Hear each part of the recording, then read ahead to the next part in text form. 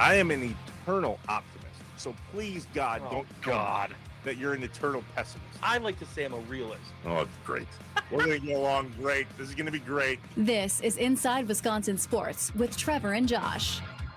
Crowd is here, about to blow, waiting for me to start the show. Out the curtain, lights go up, I'm home. Whoa! On third down and 5, pressure, pass is picked off, and who is it? Big B.J. Raji for the touchdown. There he is, right in the middle. He starts up like he's on the rush, and then he drops underneath. Now, he doesn't just drop straight back. He drops out expecting the slant route. Look at him there. You know, when he lines up at fullback, and blocks down around the goal line, he says that the Bears had the fridge, I'm the freezer. Well, I don't know what he calls himself when he's doing things like that defensively. Shocker. Joe Buck and Troy Aikman on the call. What? You can't. We didn't even do that on purpose. That was not on purpose. Hey, when's the last time the Bears and the Packers played in the playoffs? Oh, yeah, the B.J. Raji thing. Let's grab some audio. Oh, look. Joe Buck and Troy Aikman. Just can't get away from it. What's up, Wisconsin? Welcome in and welcome back. Josh Albrecht. How are you, buddy? Good, buddy. How are you? I'm good. You're all mickified? Yeah, that could be a thing. Yeah. I thought, why not? You know, keep it going. Had a blast down in Orlando. Got to do the adult version of Disney, which included a lot of beverages, like a lot. Oh, Oh, I didn't know. See, I don't know yeah. about this side of Disney. Oh, yeah. I just don't. Well, Didn't there's I a see whole. that they found another dead person down Yeah, there. Like I yeah. did think of you. I'm going, oh well, Hopefully, it wasn't Josh. good run. Yeah, wasn't me. I'm still here. Yeah, I don't even know where that happened, but there's a place called Epcot, right? Which part of it is like things you can do with your family. And one of those things is you can teach them about all the different cultures and amazing places around the world where you can take them. Or if you leave your kids at home, you can just get hammered in 11 different countries in like a 4-hour period. Aren't there pop-up countries too? Yeah. So like during festivals, and they'll be like, "Hey, let's throw this one in there." And so you just with your buddies, and it's like a challenge. Awesome. It's like, hey, let's start here and just have a margarita, and now we're gonna have a beer, and now we're gonna have this, and we're gonna have that. It was great. It was awesome. Ooh, I don't know about you, bud, but in my adulthood, mixing them, not a great idea. Well, you have to be in the right mindset, right? And so like when you're going and you know this, I feel like that helps get you in the right mindset. If you don't know what you're getting yourself into, yeah, then it's gonna hurt. Well, my mindset would have a giant headache Yeah. if I did exactly what that was. Are you hungover from the trip? Well, I was, but then the nice thing is that I also, because I didn't have any kids with me, I was able to sleep. Like I didn't set an alarm or hear a baby screaming to wake me up for like first time in who knows how long. But this is a boys' trip. Did Yeah. you share a bedroom? No. So we had an Airbnb. So I had my own bedroom. We each had our own bedroom. It was fantastic. I mean, some boys' trips, like you're not sure you get your own bed. That's why I'm asking. Right. So this one wasn't like that. It wasn't where it was like, hey, let's save money. Let's have, 6 guys in a room and just, what they say. But Those yeah, are fun too, though. that's true. They I are haven't done fun. those in a long time, but that was fun when it happened. Yeah. What's up, Wisconsin? Welcome in Inside Wisconsin Sports. Trevor Thomas, Josh Albrecht. Did I miss anything, by the way? Anything happened when I was a gone? lot, a lot of things. Oh my gosh, we have to get you so caught up. It's not. We won't, for the listeners' sake, do the big review. Like, all right, bud, let's get you caught up to speed on 2 days worth. Yeah. But there's some things that we're gonna replay from yesterday in particular. One of the moments, it was actually during this very segment yesterday, that was quite possibly the funniest thing I've ever heard someone say. Tommy was off the rails yesterday. Oh, Tommy off the rails is a good Tommy. That's a good Tommy. It was a lot of fun.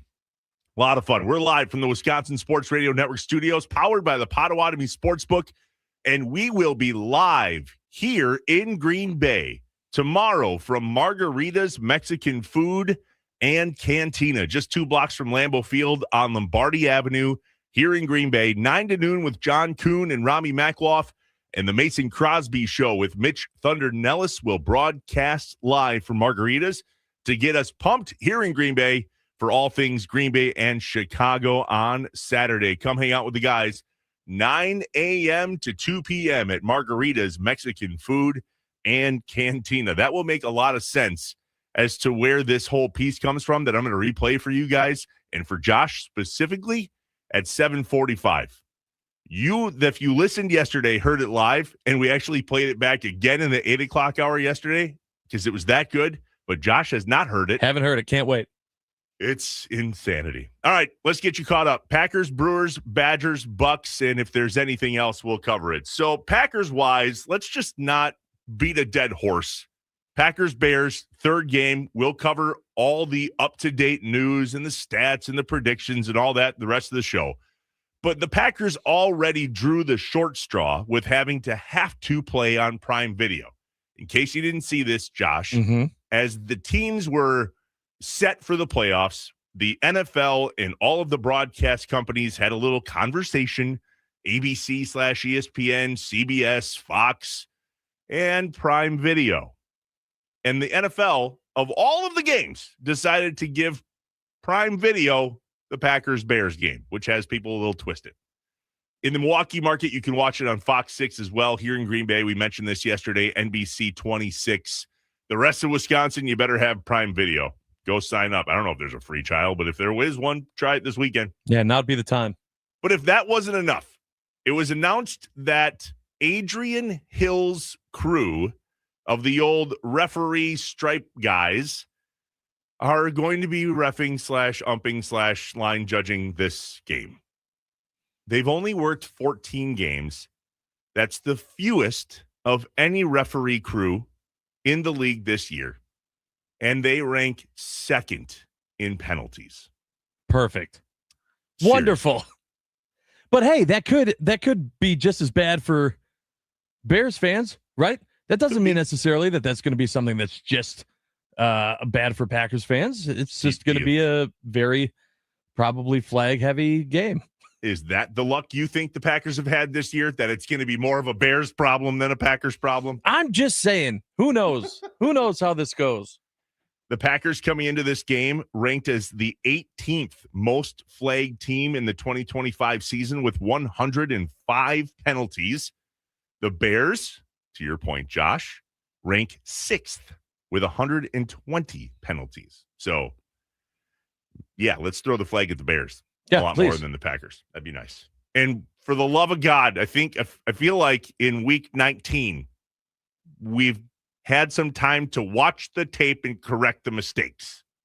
So wouldn't that be nice? Yeah. Fancy. That's a logical argument you're making there. I don't know that I don't know that logic's going to apply. Fancy concept. If you missed it yesterday, Josh, the Brewers announced that the first broadcast for spring training will be from February 21st. That always gets me excited. I said this to Tommy yesterday that usually back in the day when it was Uke, no offense to Jeff Levering and Lane Grindle, who I love, but you could be driving, have snow falling, and then that music hits, and there's Bob Uecker's voice, and all was somehow right in the world in the worst time of winter here in Wisconsin in February. Yep. So we have that to look forward to from a Brewers baseball perspective. Anyway, a lot of conversation lately about Freddie Peralta. More in the news yesterday. Will he be traded? Will he not be traded? If he is traded, what are we going to get for him? Here's the kicker. There's no news on this whatsoever. It's just people making news. Yeah, because it's, winter meetings are done and there are people that get paid specifically just to talk about baseball every day. And they're like, well, we could go back to the Freddie Peralta thing.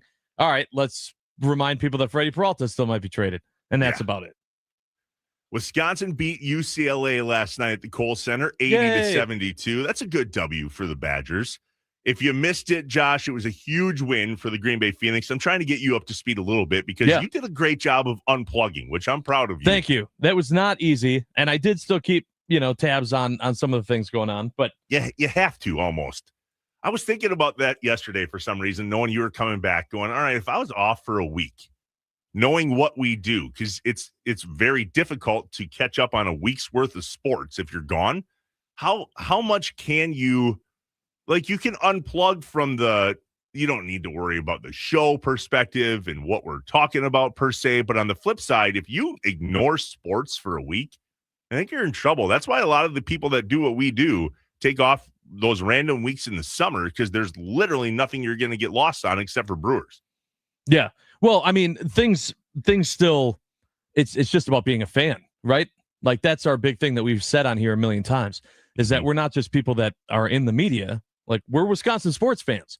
And so even if we're not doing a radio show, I'm still interested in what's happening in Wisconsin sports.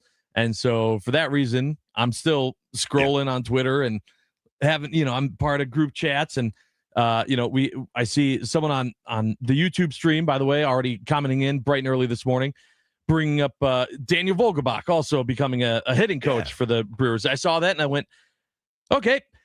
And like, that was it. I was like, I had nothing. Home runs or strikeouts. That's it. That's the new hitting. I literally asked one of my buddies that I was with, Andy in Brookfield is who I was down there with. And I was hanging out with Andy and I said to him, he said, hey, did you see the Vogie news? And I went, yeah. Hey, can you tell me the last Brewers hitting coach? Like, and where are they now? Like, no idea. No clue. Nothing. So it was just hey, how about that? And then I immediately moved on. A recognizable name. And then we went, oh, what does that mean for the Brewers hitting? More home runs and more strikeouts. That was the verdict yesterday. Yeah, I don't know what to feel about this. So if you missed it Monday, though, and we'll talk hopefully at 8:00, we currently at this time, Doug Gottlieb just texted me back. We're good to go for 8:00. Hashtag confirmed. Whew.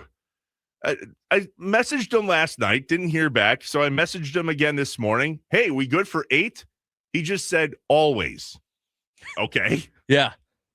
Yep. I'm still going to confirm. Absolutely, you are. Yeah. Good idea. Yeah. Yep. 8:00, Doug Gottlieb. So big win over UW Milwaukee on Monday night. Yeah. Green Bay was picked to finish dead last. Like, there's last, and then there was Green Bay. And Milwaukee was picked to finish first. And the Green Bay Phoenix beat the Panthers on Monday night. So you were there, I assume. Oh, yeah. Tell me how, I'm assuming it was rocking. I mean, I saw some of the video, but were people just going crazy? It was crazy. It was crazy, but the Phoenix have a way this year of going out to big leads and then not being able to hold on to said lead. The Phoenix at one point in the first half were winning by 21, Josh. Mm-hmm. And everybody was like, okay, we're going to hang on to this one, because the Robert Morris game earlier in the year, not so much. And sure enough, in the second half, the Panthers came back to at one point lead by 6. And the arena was like, oh, yeah, goody. Yeah. Here we go again. Could hear a pin drop. But to DG's point, good teams find a way to win, and that's where the Phoenix are at right now. They found a way to win. It was a blast. Sparky put out a really funny message on Twitter. I did see that, yeah. Keep an eye on him. He's got to be somewhere the next morning. It was fun. I went home like a good boy. I was tired. But I was excited to get back here to talk about it. We'll catch up with DG at 8. Yeah, the other thing, the reason why this game was so exciting, because I did see a few people going like, okay, like it's a regular season game. Well, yeah, but that matters in the Horizon League, because even if you win the Horizon League, that doesn't mean anything. Right. Like, you have to celebrate those wins, those in-season wins, because only one team's making it, and you're not deciding that team until the tournament, until the conference tournament. That's it. Exactly. So even if Wright State right now is tied with Oakland at 4-1 in the Horizon League Conference, okay, well, that doesn't mean anything. They could win it and still not make it. Only one of those teams is making it. So enjoy that win over Milwaukee. Absolutely. DG talked about this in his post-game presser, that he's working with Milwaukee, Marquette, and Wisconsin to have a double header where the Badgers play Marquette, the Milwaukee Panthers play Green Bay, or maybe it's Milwaukee versus Marquette and Green Bay versus Wisconsin. That would be a blast. Yeah.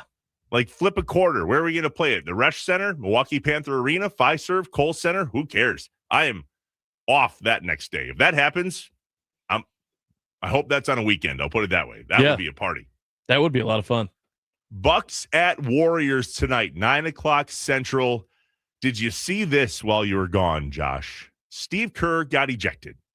And somehow the gods had Snoop Dogg on the play-by-play call somehow. Listen to this. Back him up, GP, back him up. Steve ready to fire on him. He's already gone. Steve banging Inglewood right now. Inglewood, get him, Steve. You in Inglewood, Steve. The Arizona Wildcat that came out and look at him.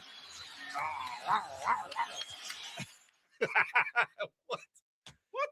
Soup's amazing. Listen, that's not even his first time doing that. You know, he's been doing he did stuff with the Olympics with Kevin Hart, I think it was, and to where they would like break down clips and do things as like an entertainment portion. What Snoop hasn't done, he's like up there with like Charles Barkley of like if it's a thing that can be done, he's done it.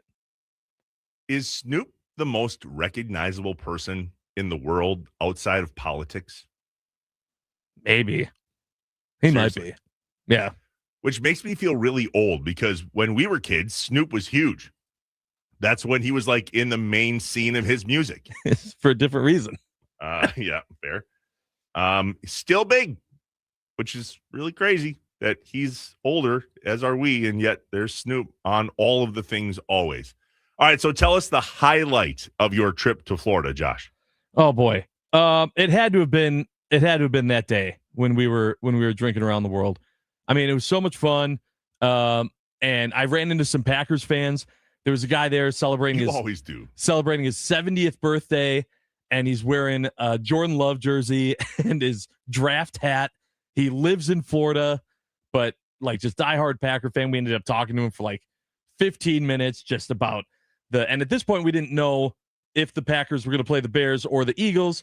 And he's going through and he's like, I don't know that I want to play the Bears. And, you know, all of this. And then we saw Bears fans walking through. And after I had, 2 trees. Perfect timing. And I swear I said it under my breath. Okay. I swear I did. I doubt it. But this was after the Bears had lost. Okay. And there's a guy walking in a Bears jersey with his like older son who's wearing like a Bears shirt and hat. And I just said, Bears lost. and we just kept walking. And he was like, yeah, I know. And then I turn around and he's giving me a salute. Oh, is we're he? walking. Yeah. And I was just like, oh, I didn't think I said that loud. And my buddy was like, I mean, loud enough. Yeah. 7 countries later. Yeah. Maybe we don't trust our inside voice in our head. So, even in Disney World, you see the Wisconsin Chicago rivalry come out. Pete Lee talks about how people from Wisconsin travel all around the world and wear a shirt that says Wisconsin. As if we need to go find each other wherever we are. You ever gone anywhere and then been waiting for your flight? If you're not sure where your gate is, just look for people wearing Wisconsin gear. I never understood, like, you can wear it anywhere, but like to the airport, it's like, well, I'm traveling from Wisconsin or I'm going back home to Wisconsin. I need to wear a shirt that says Wisconsin on it. Why? But what do those people wear when they come back? The same thing. No, they don't. They wear all their Disney stuff. Look at you. Look at the mirror. This is what I'm saying. Last night, as I'm getting ready to fly home from MCO, from Orlando, I didn't even have to walk to the gate. We were just following other people wearing Badger gear and Packer gear, like literally families in Florida that were heading home to Milwaukee. But when they get home, they look like you. Oh, sure. Right. That's what I'm. They have all the things on that they got on vacation. Correct. 100%. Well, you got to wear it when you get home. But it's like we have such pride in our state that it's like, well, I need to make sure that everyone knows where I'm from and where I'm going. Yep. Nailed it. Jeff from Fox Point on the Nicolay Law Fan Talking text line, 414-677-1250. He says, what was your favorite drink and what country was it from, Josh? Ooh. This is a good one. As if he remembers. No. I knew this ahead of time. There are 2 that are tied. The Ottawa Apple, which is from Canada, and then the Violet Sake, which is from Japan. Did you come back with diabetes? These things sound just cranked with sugar. Yeah, I might lose a foot. Wow. But they're fantastic. They're both really, really good drinks. At what point do you go to bed after you drink around the world? The second you get home. Instantly? The Yeah. answer is instantly. Yeah. Like if you can brush your teeth, you proud of you. You haven't drank enough. Yeah, you made it to there. Good for you. Is that something that ends at night, or are we talking day drinking and you're in bed at 7? So the park usually closes at 9. So like you make it till the end? Yeah. Yeah. What time do you start this drinking around the world? So it depends. I mean, it depends on what you have going on, really. I think we started at like, I want to say 12:30. I want to say we were done drinking around the world at like 5:30, and then we had dinner, and then we went to another bar on property, and then we Ubered home from there. Thank you and good night. Yeah. Thank you for Ubers. When we come back, we have questions. The key one today, there's a lot of chatter about a team from the NFC going to win the Super Bowl. Why can't the Packers be that team? The odds of the teams in the NFC might surprise you. We want your questions as well. The Nicolay Law Fan Talk and Text line, 414-677-1250. One quick question. Mason Crosby going to be there tomorrow at Margaritas, or is it just the Mason Crosby show? It is just the Mason Crosby show. Mitch Thunder Nellis will be here in Green Bay. Mason Crosby will be wherever Mason Crosby is. But John Kuhn and Rami Makloff will both be there at Margaritas tomorrow here in Green Bay starting at 9 a.m. Remember, if you miss any part of today's show, just open up your favorite podcast platform, search Inside Wisconsin Sports, and poofty smoke, there we are. When we come back, we have questions. It's Inside Wisconsin Sports with Trevor and Josh, live from the Wisconsin Sports Radio Network studios, powered by the Potawatomi Sportsbook.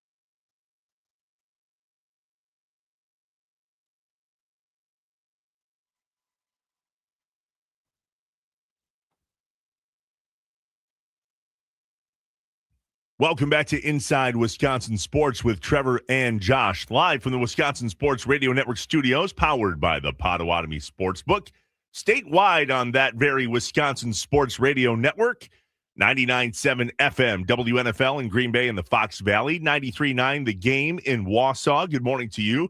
710 The Game in Duluth Superior, and 1250 AM and 105.7 FM The Fan in Milwaukee. Follow us on social media at WI Sports Radio, at On Air Josh, and at Trevor Thomas IW. Here we go. I have questions. When things just don't add up, Trevor and Josh ask the hard questions or just point out how messed up stuff is. I only have one question. Can you fly this plane and land it? Surely you can't be serious. Do you view this season as a failure? You asked me the same question last year. What's the most important question the Badgers have to answer Saturday? This is a great question. Oh my God, this is a great question. It's time for I Have Questions on Inside Wisconsin Sports with Trevor and Josh. What questions do you have this fine Wednesday morning, Wisconsin? Let us know. The Nicolay Law Fan Talk and Text Line, 414-677-1250. Josh, there's already a question there that is geared towards you that says, why Disney for the boys' trip? Yeah, I mean, there are a few factors there. First, Buddy had an Airbnb, not that he rented, like he rents it out. It's a he owns it. Yeah, he owns it. Yeah.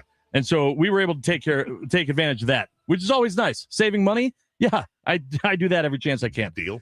On top of that, man, I don't know. Maybe it's just me. I don't like beach vacations where it's like, hey, let's just go sit in a chair and get fried for 6 hours. That's not me. I like to do stuff. And also, when you go to Disney with your family so much, you start seeing a lot of things that you're like, man, if I didn't have to push a stroller, I bet that'd be a lot of fun. Man, if I didn't have to worry about a kid saying, hey, can I get this? Can I get this? Can I get this? Can I get this? That might be a lot of fun. And all of a sudden you're like, I really want to find out. I want to go do that. And then you realize that there's a lot of fun stuff you can do there. You're a season pass holder, yes? Yeah. Yeah. My wife's obsessed. She's absolutely obsessed. Well, based on your attire today, I don't think you're far behind in that obsession category. Well, I'm obsessed with my wife. So, if that's what she's obsessed with, okay, I'm in. Perfect. Let's go. She's obsessed, and therefore I get in line. JulieLovesDisney.com. It's a real thing. She has a website. JulieLovesDisney.com. That's insane. Yep. I love that, though. Good for her. Yeah. So some of the Super Bowl odds crossed my path yesterday, and it made me go, I have questions. In the NFC, if you were to say, Josh, this is the team that we're going to bet on to win the Super Bowl, it does not go by seeding. Mm-hmm. What do you believe the Packers' odds are to win the Super Bowl? Any idea? Have you seen this? No, I haven't, but not good. I would, plus what would you say? Do you know how that? I mean, I know you're not a sports bettor, but that could go plus 800. Yeah, I wish. The Eagles at the 3 seed are plus 950. Okay. That usually means there's a heavy favorite. There's a fairly heavy favorite. The Seahawks, the number 1 seed, plus 330. They have an implied chance of a 23.3% chance of winning the Super Bowl. The Rams are next in the NFC, plus 425. Then the Eagles. The Bears at the 2 seed and the Packers at the 7 seed are both plus 2,500. I have questions. Okay. How? Because they're that positive that they're not going to win the Super Bowl. Pretty much. Let me ask you a question. Not that I'm putting the bet out there, but if someone said straight up, whatever you want to wager, NFC West teams versus everyone else. The NFC West is has there the any best reason odds. You wouldn't take the NFC West? Well, the 49ers are plus 3,000. Meaning they have worse odds to win the Super Bowl than the Packers or the Bears. I think that's got to just come down to matchup, right? That they think that the Niners having to go against the Eagles is going to be more difficult than the Packers going up against the Bears. Yeah, Eagles are plus 950. Plausible, and I guess it would say who's the more likely candidate to win the next round, too, knowing that the only one with the bye, obviously, is the Seahawks. Who the Packers would play if they beat the Bears. in the divisional round. Yeah, because they reseed. So the Packers don't get any breaks. They get past the 2, they go to the 1. I know you didn't want to play the Bears, but based Sure on didn't. these Super Bowl odds, Vegas, the people that put out the books would say Josh was wrong. How do you feel about that? Well, for one, I'd say I'm wrong all the time. And also, on top of that, it's still a crapshoot. The fact that they have the Bears and the Packers at the same odds should tell you something about where they think that this game is between the Packers and the Bears. I've just been, and obviously I didn't get to be on the show on Monday, but there was nothing in that game against the Vikings. I mean, nothing that I could hang my hat on as a reason to be excited about this team in their matchup against the Bears. I mean, nothing, literally nothing. Well, I was hoping there would be one big play, one big something. And so the only positive silver lining you could take out of it was we rested. Okay. We got some guys healthier. Not healthy, healthier. I just still don't know if it's going to be enough. And I know that there are a lot of people in the talking heads, national talking heads, and especially in Chicago sports that are amped up. They're looking at the Packers right now as a big piece of juicy meat hanging there going, yes.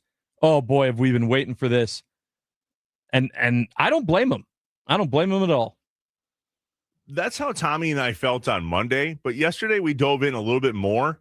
Baron Sorrell was one really big takeaway from that game over the weekend that made us go, he played pretty well.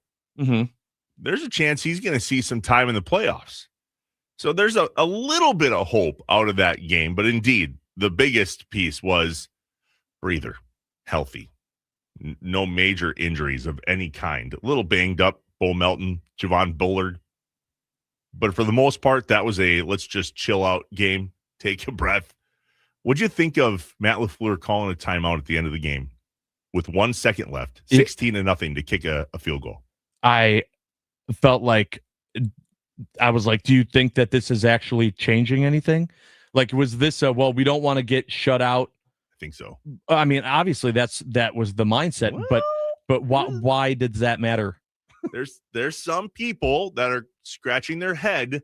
That was in some books a minus 13.5 game. And I was told there would be no math. Mm-hmm. But that. Oh, yeah. I saw that too. Look into it. We haven't heard anything about that in a while, have we, either? No. Remember that with the NBA? messed that up, yeah. Yeah, but then I haven't heard anything about that. Haven't heard anything in any other league. Scott from the 262 on the Nicolay Law Fan Talking text line, 414-677-1250. My question is, what is the special teams going to do to screw up the game on Saturday? That's a good question. Well, I don't like your attitude, Scott. But also, here's a question, Scott. If they don't, let me answer your question with a question. If they don't do anything to mess up, and they don't do anything great, but they don't do anything to mess it up, are you feeling more confident? If I could tell you before going into this game, I could promise you that the special teams will not mess up this game. Do you think they're going to win? Is that the factor? Is that the key factor that you're looking at with this game and going, as long as special teams doesn't mess up, the Packers will win this game? Because it ain't for me, not after what I've seen over the last 4 weeks of football. How many games can we point to that said the special teams woes lost the Packers game? One in particular, although you can blame the defense just as much in that game. It's not that the special teams have cost us games. And so to your question, Scott, of what is special teams going to do to screw up the game, that I think is a more valid question than what are they going to do to make the Packers lose. And that's the hard part. It happened at the end of the first half, I believe, in the game against the Vikings, a game that meant absolutely nothing if you didn't watch it, Josh. Yeah. 1 foot in the end zone, 1 foot out of the end zone, which is half touchback at the 35 and half 20-yard line. Turns out they don't split the difference. No. It was a 20-yard, and I was like, come on. Yeah. This right now? You're kidding me. Yeah. Yeah. So bad. Those type of dumb mistakes. And I think to Scott's point, that's what he's saying. What are we going to be talking about on Monday? Saying what blunder did special teams have in that game on Saturday night? I'm just saying, yeah, we'll probably be talking about it, but I don't think we're going to say, well, they lost the game because of that. We're going to say, and on top of that, this happened. Knock on wood. Jason in Wind Lake, I have a question. John Harbaugh canned yesterday, and apparently 6 teams already on the phone going, hey, buddy, you look nice this time of year. What's up? Good Yeah, how you doing? If that happened to the Packers and Matt LaFleur, would teams be lining up to hire Matt LaFleur? That's his question. I think so. I think that there are a lot of teams that are at a different point than the Packers are. I think there are a lot of organizations that would love to just be the organization the Packers are right now. That's not what the Packers are trying to be, but that's what I think. There are a lot of organizations that are going, we would love to be the 7th seed for 3 years in a row, please. And so we saw a bunch of coaches get fired over the weekend, and we saw John Harbaugh, and he didn't get fired, right? He just said, I think reports have said after discussion, the team and Harbaugh have chosen to part ways. Right. So, right. When they say it like that, like they didn't say that about every report. Kevin Stefanski did not choose to part ways, right? That report was he is no longer the coach. He gone. I thought I saw that he got fired before that happened, and so I said that on the radio. I was like, didn't Stefanski get fired? And Tommy was like, I don't see that anywhere. And I was like, oh, my bad. Within the half hour, Stefanski fired. And I was like, whoopsie. Okay, there it is. My bad. So yes, I do think that people would be going after Matt LaFleur. Absolutely, I do. I do too, especially because there are so many people that are just enthralled with his offensive mind. He's such a great offensive mind. True. And is he the head coach leader that a team would need? I think that's more than anything what Packers fans have been questioning this year. Is he the leader that the Packers need? Can I ask you, when you're looking at a head coach, do you care if that's an offensive or defensive-minded coach? Is that something that plays a factor in your mind of who you want being the HC? I don't think so. I can't sit here and go, oh, I wish we had this mind or that mind. Right now, I would love to have a coach that understands special teams. Yeah, Maybe that's the head coach we need. Let's get a good offensive coordinator. Let's get a really good defensive coordinator. And let's hire a head coach based on the ability to understand the special teams rules. What could go wrong? Yeah. I had heard that argument about if, they did get rid of LaFleur and they made Jeff Hafley the head coach of, well, Jeff Hafley is a defensive minded coach. And then you don't have someone drawing up the plays as the HC for Jordan Love, blah, blah, blah, blah, blah. And you want an offensive mind in there. And I was kind of like, oh, is that a thing that people think about? I don't think about that, but maybe I should be. I don't know. Look at the Nicolay Law fan talking text line, 414-677-1250. Trevor's troll. T squared. What's up? Yep. Trevor jinxes it again. Yeah. He texted that yesterday too, but I chose not to read it. Found it. Got it back. Saw it again. All right. When we come back, the electrifying sound of the day.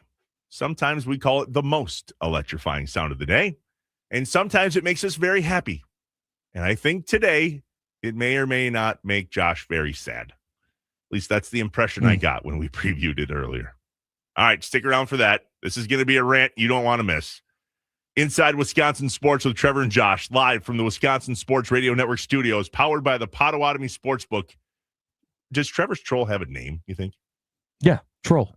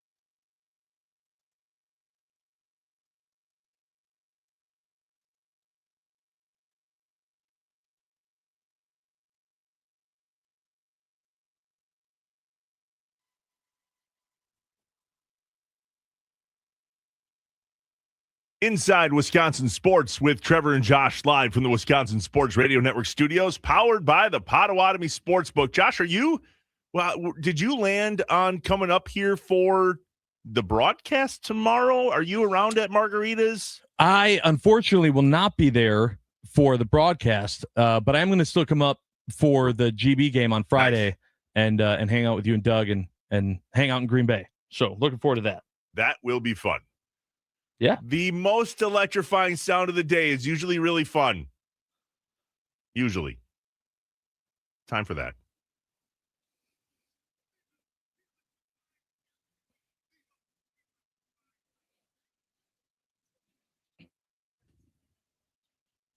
Or at bestelect.com.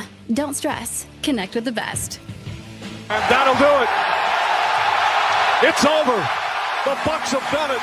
The long wait has ended. After a half century, the Milwaukee Bucks are NBA champions once again. Milwaukee. It's been 50 years. That makes it all that much sweeter.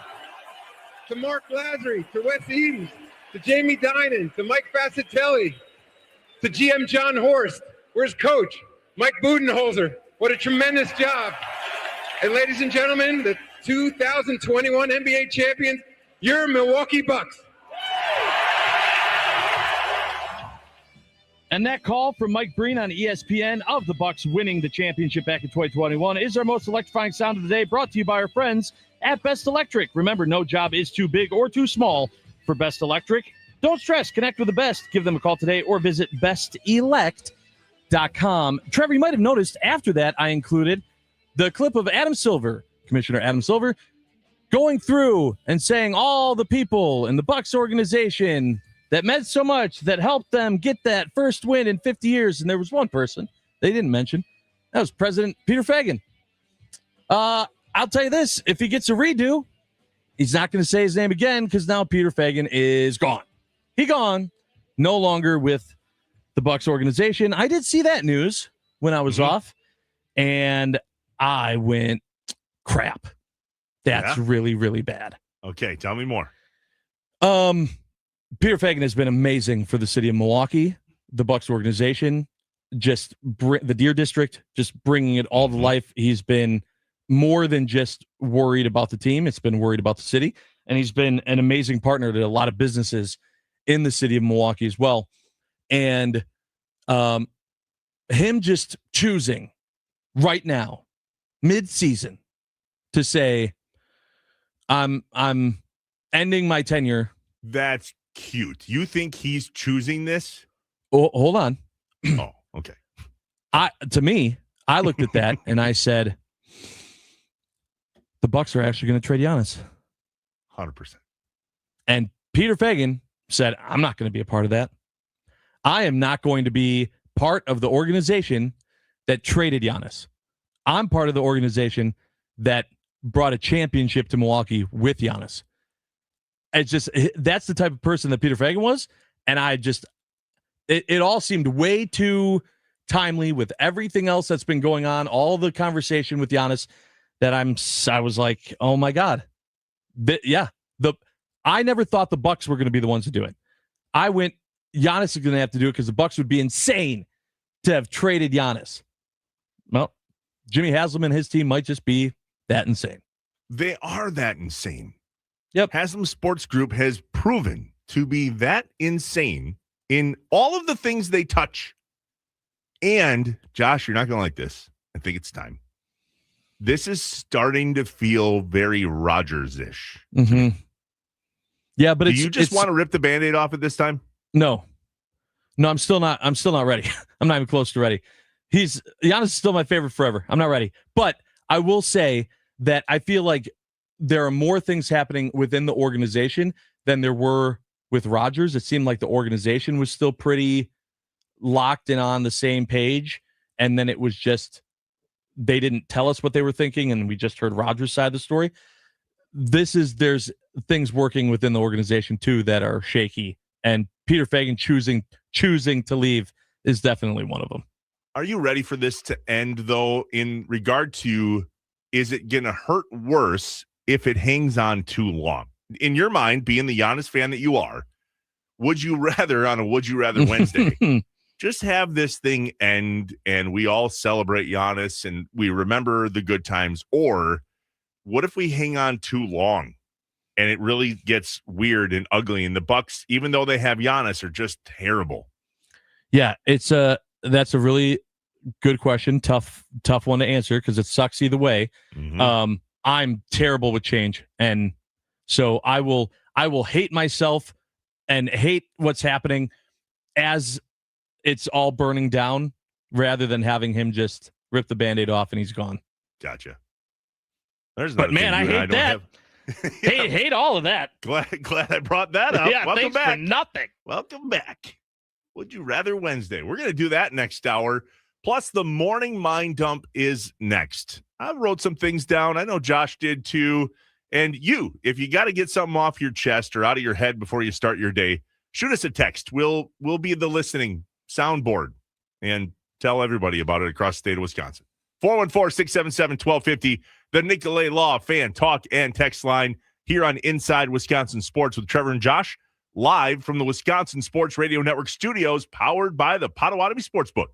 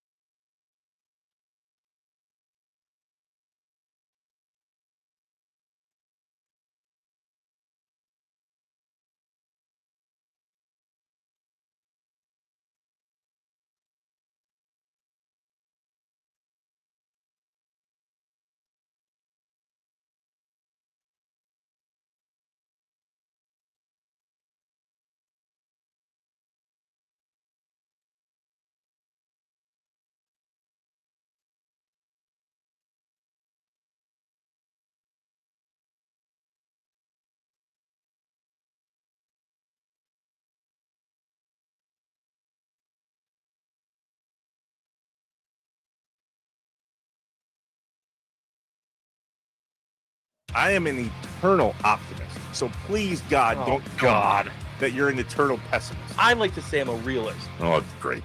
We're going to get along great. This is going to be great. This is Inside Wisconsin Sports with Trevor and Josh. Crowd is here, about to blow, waiting for me to start the show. Out the curtain, lights go up, I'm home. Whoa! On third down and 5, pressure. Pass is picked off, and who is it? Big B.J. Raji for the touchdown.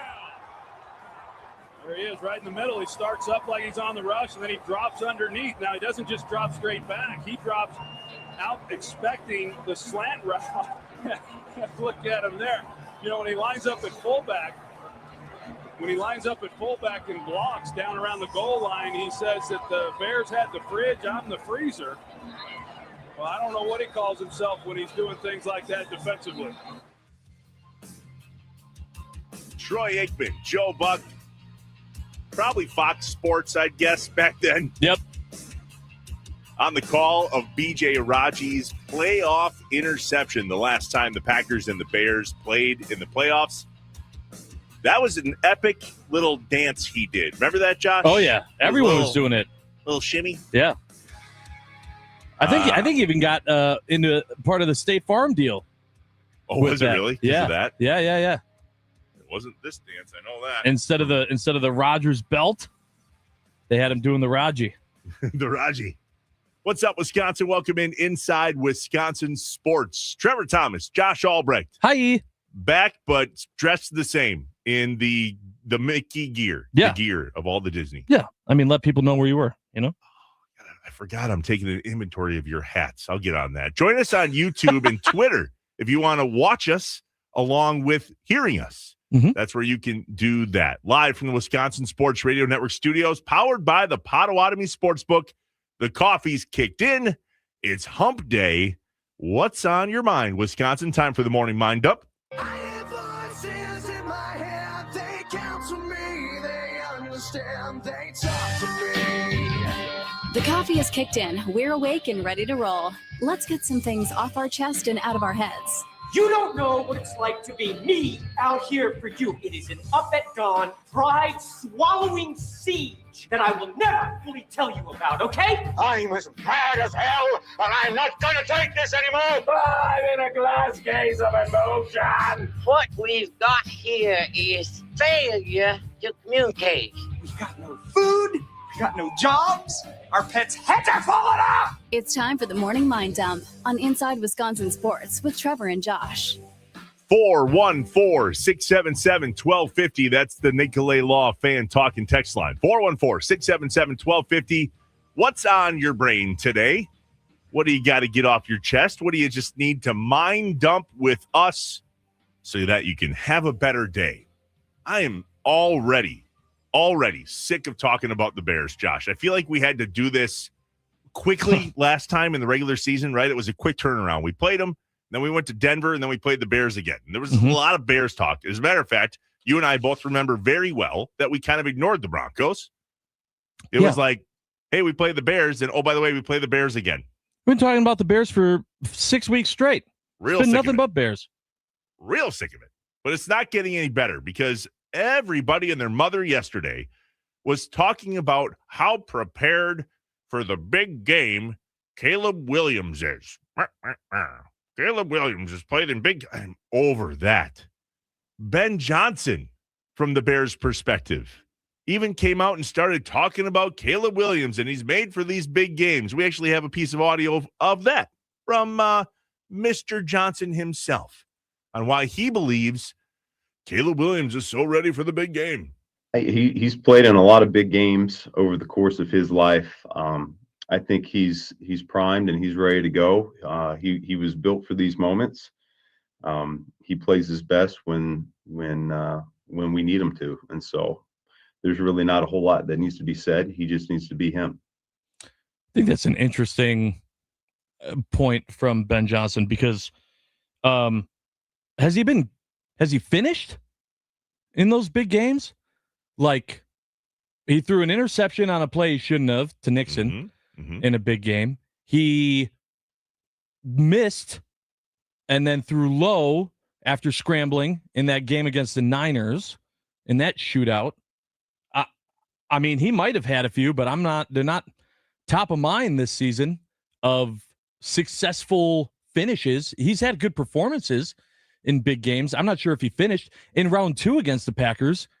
I mean, he had that one throw, right? He had the deep ball in overtime to beat the Packers at Soldier Field. You count that as, I guess you would. Yeah. I think it's fascinating on how many times the Bears have had to come back from being behind. It's almost like somebody padding their rebounds in basketball. Well, look what I've done. Look how much I can scramble. Look at the throws I can make under pressure. Yeah, bud, because you're always behind. You have to try to figure out how to come back. Last I checked, in the game against the Lions, you didn't score at all for the first 3 quarters. And didn't look good either. But, oh, man, Caleb Williams in the big game. Look at him come back. He's doing all the things we need him to do in the right times. No, he's not. He's doing the things you think he needs to do in the worst times. But what's funny is that's the only highlight Bears fans get to show because the rest of it sucks. Well, I mean, I think that's why they look at the defense, the takeaways, right? It's the fact that the team is they're put the Bears keep putting themselves in positions to come back to win games, and then somehow all season long they'd found ways to do that. And that was what was so frustrating watching the Bears, because it's not like they played 4 good quarters of football. It's just they had huge opportunities, huge moments, turnovers, big plays, defenders running into each other and then allowing the tight end to run for 60 yards. Like big, crazy plays happen where you're going, as a non-Bear fan, you're going, you got to be kidding me. Happened too much. Packers have guys that do well in big games too. Here's Matt LaFleur on wanting nobody else but Jordan Love for this game. I've got a ton of confidence in him, but it's not just about him. I think a lot of times the quarterback is going to get too much credit when you win and too much blame when you lose, and that's just the nature of it. But I think that there's nobody else I'd rather have, than Jordan. I think that's fitting. The quarterback gets too much praise when they win and too much negative news when they lose. Yeah, well, that's how that works. But is that the same for Caleb Williams? Because I don't hear Caleb Williams had a bad game when the Bears lost. It's always something else. I just feel like all of this fluff for Caleb Williams is completely overrated. As a matter of fact, on the Nicolay Law Fan Talking text line, 414-677-1250, Jason from Oshkosh. Yes. Oshkosh. Ben Johnson's overrated. I don't know that you can say that yet. It's his first season, and he's the 2 seed, and he had the Bears win the division. Is that good enough? In your first season, the Packers would have been ecstatic if what team is upset if your head coach takes him, especially an organization that had been struggling for so long, to then see the pieces you put together all be led to there? Absolutely. If they put something together in the playoffs, I'll eat crow. I just still don't think the Bears are anywhere near as good as what they show statistically on offense or their record or their ability to come back in these games and win. I'll give them the turnovers. I think that's absurd. And I think that's a huge key to the game this weekend. But I just don't see them as a dominant team. I just see them as certainly lucky in the right moments. Yeah, we'll see. How do you feel about this? Xavier McKinney yesterday in the locker room talked about him having some experience in big games. I've played in big-time games before, so I know how to handle myself. I know what comes with big-time games and playing in them and being able to play well in them as well. And I haven't played well in all of them, but I've had my experience in big-time games as well. So.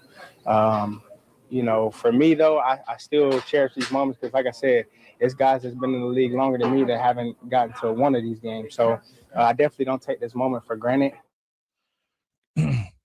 Okay. Man, I can't tell you how much that means nothing to me coming from X this season. Because I'm like, yeah, you know what? A lot of guys have played really good football like a long time ago. Where you been this year? What have you done for me lately, X? I go to x.com.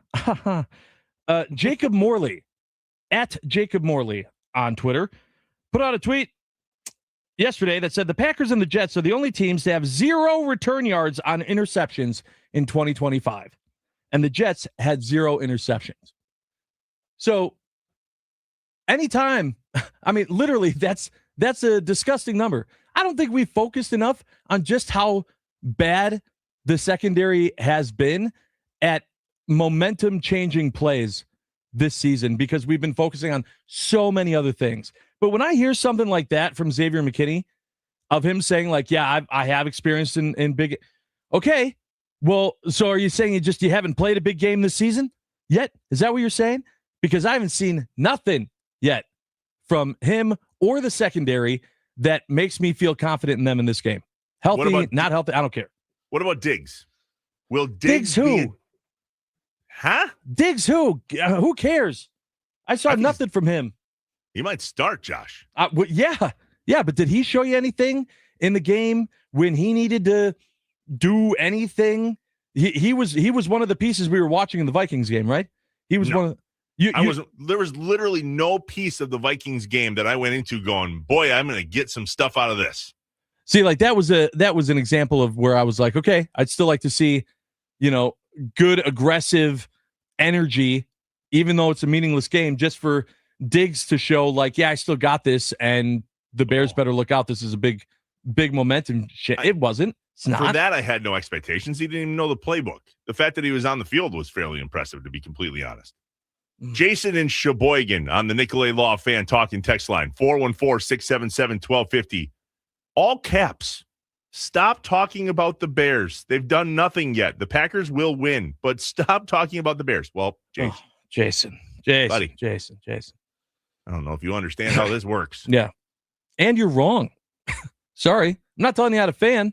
I'm just pointing out facts. You're wrong. They absolutely have done things. And they're who the Packers play in potentially their last game of the season. The Bears won the division. They came from nothing last year, and they won the division.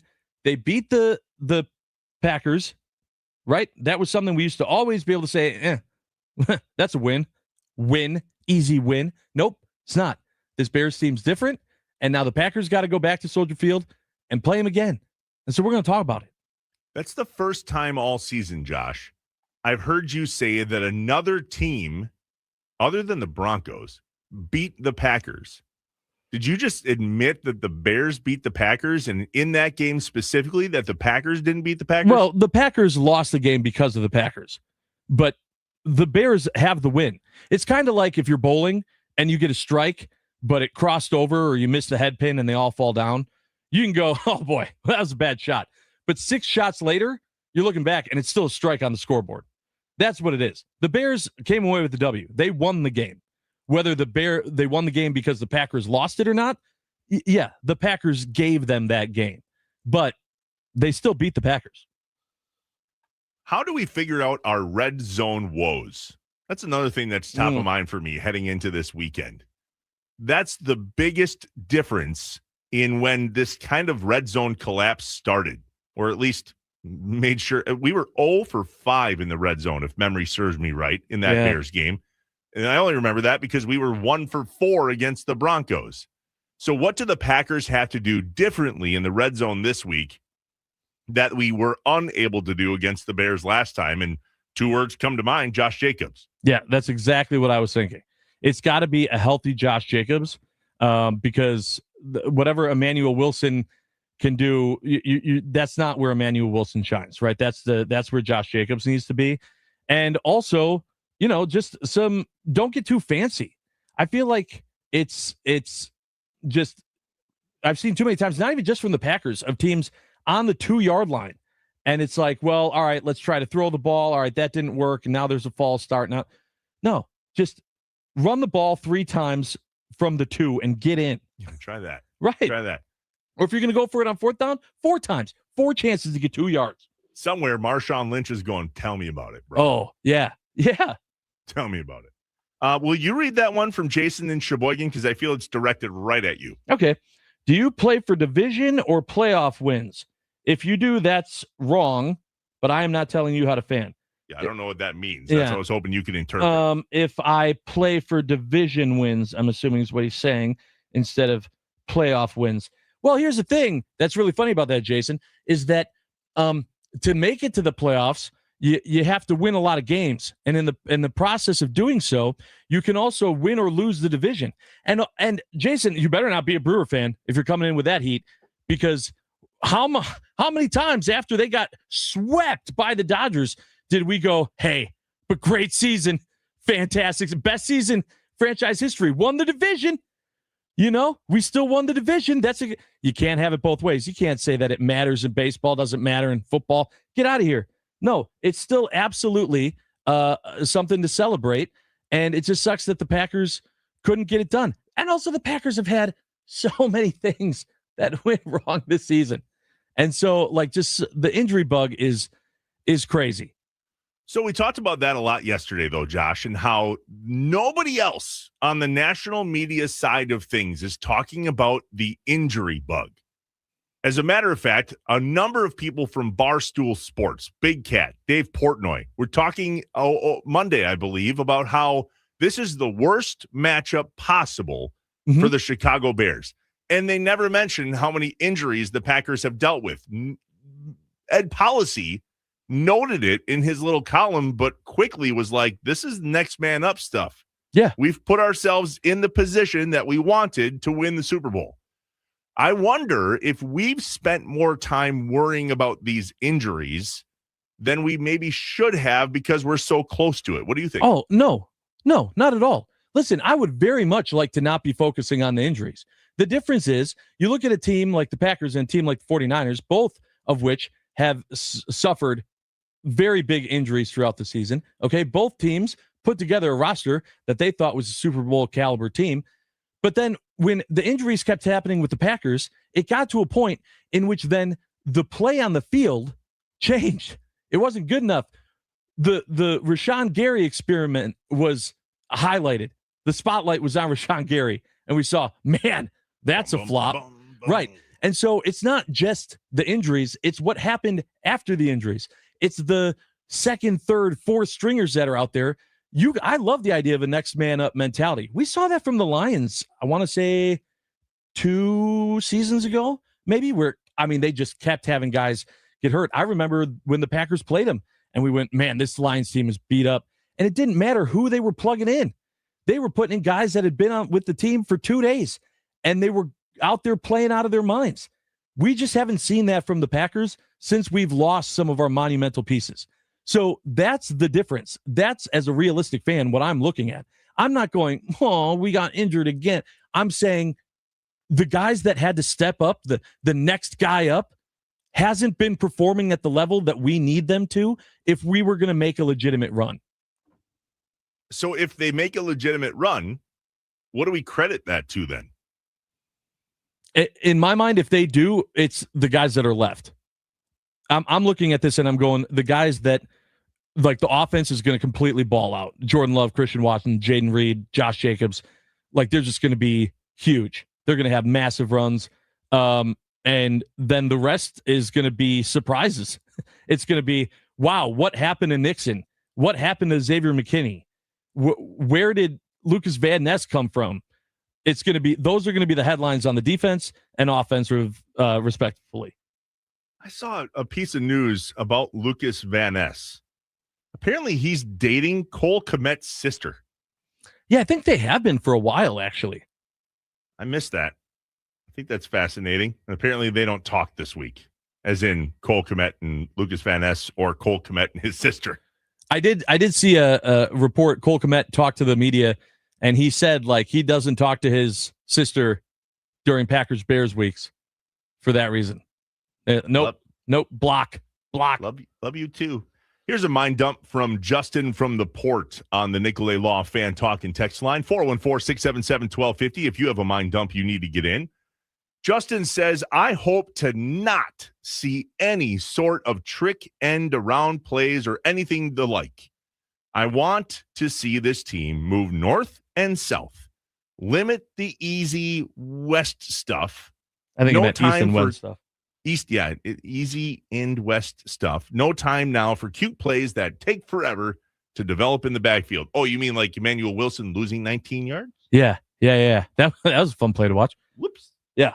I mean, he did run south, east, west, and south. You just forgot about north. Jason from Oshkosh. The reason the Packers are going to win is that the Packers have Jordan Love and the Bears have Caleb Williams, period. And yes, if the Packers win, that will absolutely be why. Jason in Wind Lake, I agree with Josh. That next man up on this team is not like other teams. It's a crutch, and that's sad. And it hasn't always been that way for the Packers, by the way. We have seen a lot of guys get their shot in the Packers organization and earn it and never give it back. It's just they're so depleted this year. Like, think about guys we've brought in. Riley, and then he goes out, and it's just, how many times can you keep going next man up? And we have, and it's gotten to the point to where the level of play is just not there. One more from Kevin on the Nicolay Law Fan Talk and Text line before we move on to a Would You Rather Wednesday here on Inside Wisconsin Sports. Kevin says, how much do you think home field advantage may have an impact on this game? Momentum moments can quickly shift the game, and the Bears fans are obsessed with the Packers. Well, to Vegas, there's no difference. The line has either been one this way, one that way, 1.5 this way, 1.5 that way, or pick 'em. So to them, the home field advantage doesn't mean anything. However, momentum does, big time. Yeah, I mean, look at what two things. First, look at what we've already established of Lambeau Field in the playoffs. It's not as scary as it used to be. Second, at Soldier Field, it was very loud at the start of Packers-Bears round 2. It quieted down a little bit when the Packers were in control, and then, of course, they all lost their minds when the Packers handed it back.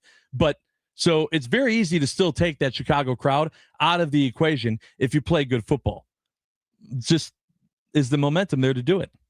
You just got to play good football. Let's start there.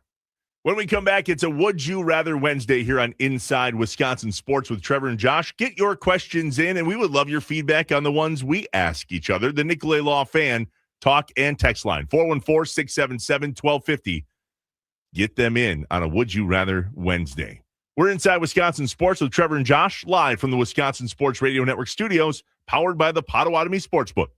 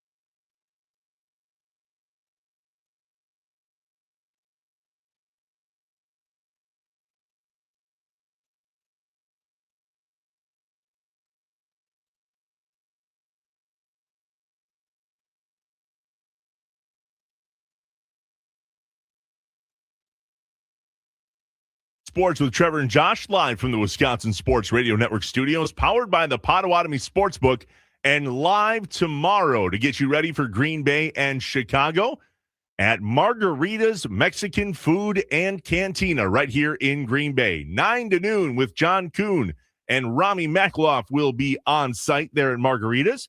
Mitch Thunder Nellis from the Mason Crosby Show will be there broadcasting live from noon to 2. That's 9 a.m. to 2 p.m. at Margarita's Mexican Food and Cantina, just 2 blocks from Lambeau Field on Lombardi Avenue. Get yourself a grande margarita to start your day. 10. How about noon? No, do it. Maybe 11. No. Okay, 9. Fine. Yeah, go ahead. Maybe I'll do that. I know that somebody said, Trev, we want to have you jump on those shows. You know, we're in Green Bay where you're at. Well, careful what you wish for. So you'll do it. Grande margarita. All right, it's a Would You Rather Wednesday here on Inside Wisconsin Sports with Trevor and Josh. A day that we just take a moment or two here to say, hey, would you rather this or would you rather that? A little bit of this, a little bit of that. Yeah. You go first, bud. Okay. Would you rather wear a new outfit every day or the same outfit every day? New. This is a hot topic in my house, ironically. Really? I very rarely get new clothes. Very rarely. I can't tell you the last time I got anything new.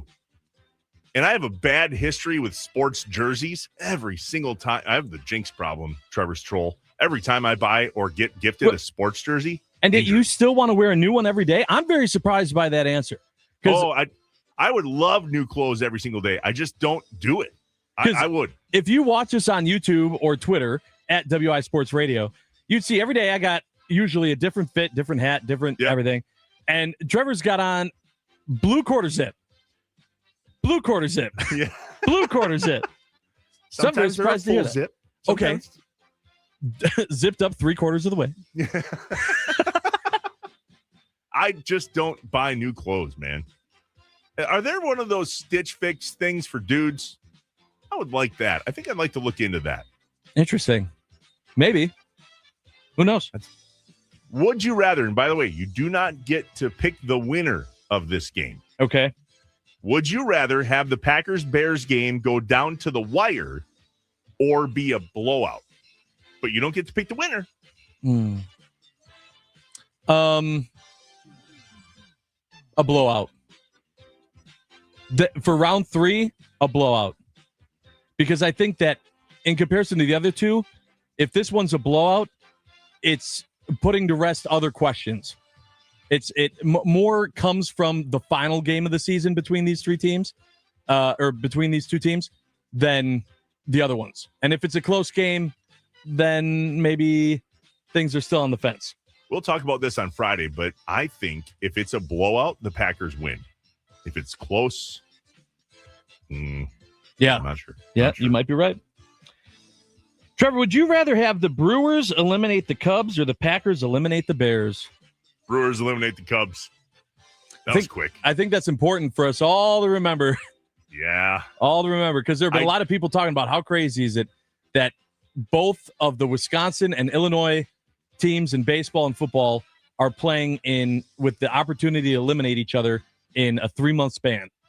It's pretty crazy. I would like to see them both happen, but in the Would You Rather game, eliminating the Cubs, no matter how amazing it's going to feel when we eliminate the Bears this weekend, was chef's kiss. For sure.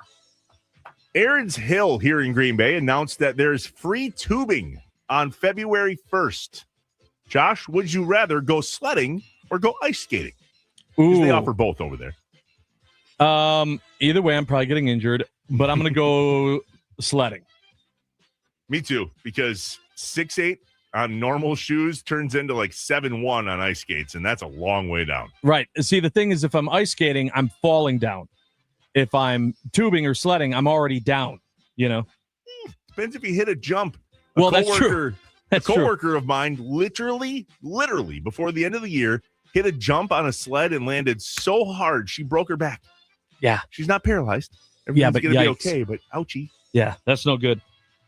Hey, would you rather order extra pizza so you have some to reheat the next day, or order just the right amount to be full for that meal? extra pizza, and I can't make it up. My next question has pizza in it. That's crazy. Yep. Extra pizza. Now, how you reheat said pizza is a highly debatable topic. Well, I know you don't use an air fryer, which no, but I need to. Is how I reheat most things, given the opportunity. We just, over on the boys' trip, we ordered pizza, and it was like just the right amount of pizza, but I was like, man, tomorrow, I'd probably like to have some pizza to heat up in the morning. And there was none there. I was like, man, is that just like a fat guy move? I don't know. Maybe it's just me. But order the extra pizza, man. Well, I must be hungry because here's my next question. All right. New Year's resolution. Okay. You have to pick one. Hate this already. Are you giving up pizza or desserts? Desserts. Desserts. I'm not living without pizza. So I'm assuming that means like all sweets then, right? Pretty much. Yeah. Which would still be, better for you anyway. But I would go, I'm not saying bye to pizza. I have to say bye to pizza in this. I have such a sweet tooth. Oh, it's awful. The decision's terrible. This is the worst would you rather question ever. I am sorry. But I had both last night, and that's what made me think of it. Of course, we got both. A chocolate chip cheesecake after we had pizza last night. I'm hungry. Yeah, cheesecake's so good.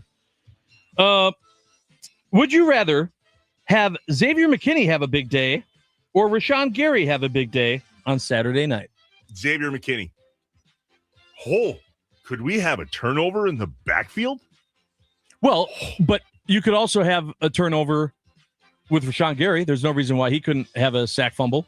That's fine. But Rashawn Gary having pressure versus Xavier McKinney guaranteeing a turnover are two completely different things to me. If we're going to win, I think we have to have a defensive turnover. Yeah. We've been saying that for weeks, and guess what? We haven't won in weeks. Yeah. I'm also going with Xavier McKinney, but I'm going with him because in my mind, Rashawn Gary's already gone. And so I don't need Rashawn Gary going out there and having like this incredible day all of a sudden that turns some narrative around, blah, blah, blah, blah, blah. Xavier McKinney's not going anywhere. Let him be the highlight, not Rashawn Gary. You have to choose a difference maker, but you only get one. Would you rather have Jordan Love be the difference maker or Josh Jacobs? Jordan Love. I think that Jordan Love needs it more. He shouldn't, but this whole conversation with him and Malik Willis, and when Malik's been in, and us knowing that Malik Willis isn't going to be a Packer much longer, I don't want it to be to where people are questioning QB1. And it's a really good opportunity for Jordan Love to go out and say, yeah, this is why I rested. Because now I'm out here, I'm balling out, throwing for 4 touchdowns, scrambling for 1. Who the heck knows? That would be great. I'd love to come back in here on Monday and go, whoa, where did that Josh Jacobs come from? If we could get him to be a difference maker in this game, I think our conversation's completely different. Yeah. I mean, that would, either one's good. Either one's good. But if I can only choose one, I'm going J-Love. All right. Would you rather on Saturday for the big game wear the lucky outfit that you've been wearing the whole time, or go to the lucky location to watch a game that you've been seeing wins at all season long?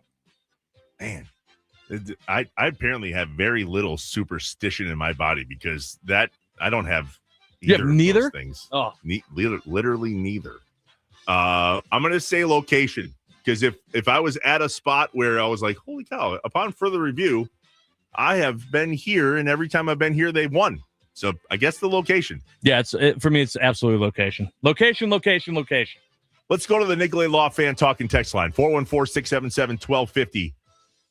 Would you rather see active for this week Devontae Wyatt or Tucker Kraft? Ooh. Good question. Especially knowing that neither can happen. Right. I'm gonna go Tucker Kraft. I think I'm gonna go Tucker Kraft. Even though I desperately want Devontae Wyatt back. Yeah. My son told me yesterday that Tucker Kraft was in the top 5 in fantasy points through week 14. Like, that's nuts. For tight ends. Yeah. He did so well so early on. This game, I'm going to see. The question is active this week. I would pick Devontae Wyatt because if the Bears have a chance, they're going to have to run on the Packers. Mm-hmm. And to have the best chance of not happening, although I'd like to think that we still have a chance, Devontae Wyatt certainly helps that. Yeah.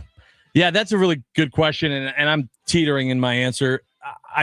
Maybe it's just I miss Kraft and seeing what he did, but also I think that having Kraft out there helps with Jacobs too, creating holes, and I feel like I've seen that the Bears can play shootout. They did it with the Niners, and so maybe the defense stinks and Caleb Williams throws for 1,000,000 yards, but can Jordan Love and Josh Jacobs do the same thing? That would be my thought of having Tucker Kraft back. Josh, Bob in Minneapolis has a bowling question. Okay. Would you rather bowl 12 strikes in a row at the beginning of a game or at the end of a game? I'm assuming he means series. I have no idea what he means. The game in a game, you need all of them from the beginning and the end.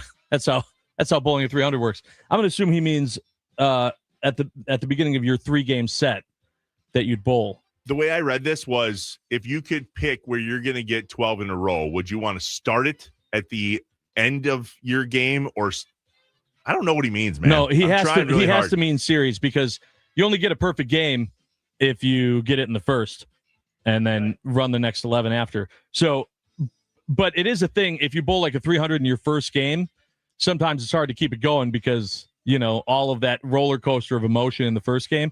So I'd rather have the 300 be the game 3 of my series than game 1 for sure. At the top of the hour, we talked to Doug Gottlieb like we do every Wednesday here on Inside Wisconsin Sports. After Doug today, we're going to check in with Kyle Malzahn from WFRV Channel 5 here in Green Bay. He does an incredible job on social media covering all things Wisconsin sports. We'll get his take on Packers Bears. But before we get there, if you didn't hear this yesterday, buckle up. I hope you don't have to go to the bathroom. This is one of the funniest things, Josh, I've ever heard anybody say. Oh, boy. And it involves a chimichanga. All right.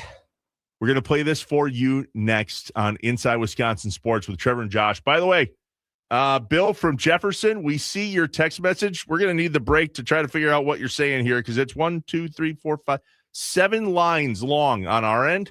We'll decipher this and figure out what you had to say in just a bit. Inside Wisconsin Sports, live from the Wisconsin Sports Radio Network studios, powered by the Potawatomi Sportsbook.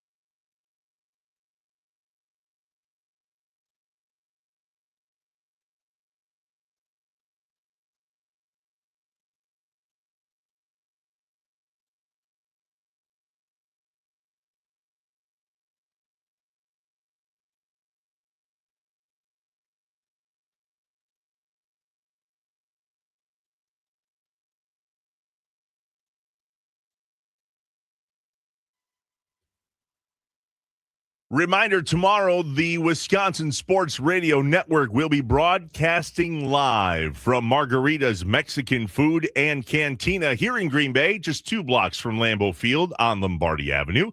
Come hang out with the guys from 9 to noon with John Kuhn and Rami Makloff and Mitch Thunder Nellis and the Mason Crosby Show, 9 a.m. to 2 p.m. Margarita's Mexican Food and Cantina. The restaurant opens at 11, Josh, and I called, and I was like, we're going to want to make sure we have a bartender on staff at 9. Mm-hmm. Just a heads up. Yeah. Just in case. John Kuhn's a little popular. There might be some people there. Warm up the blender.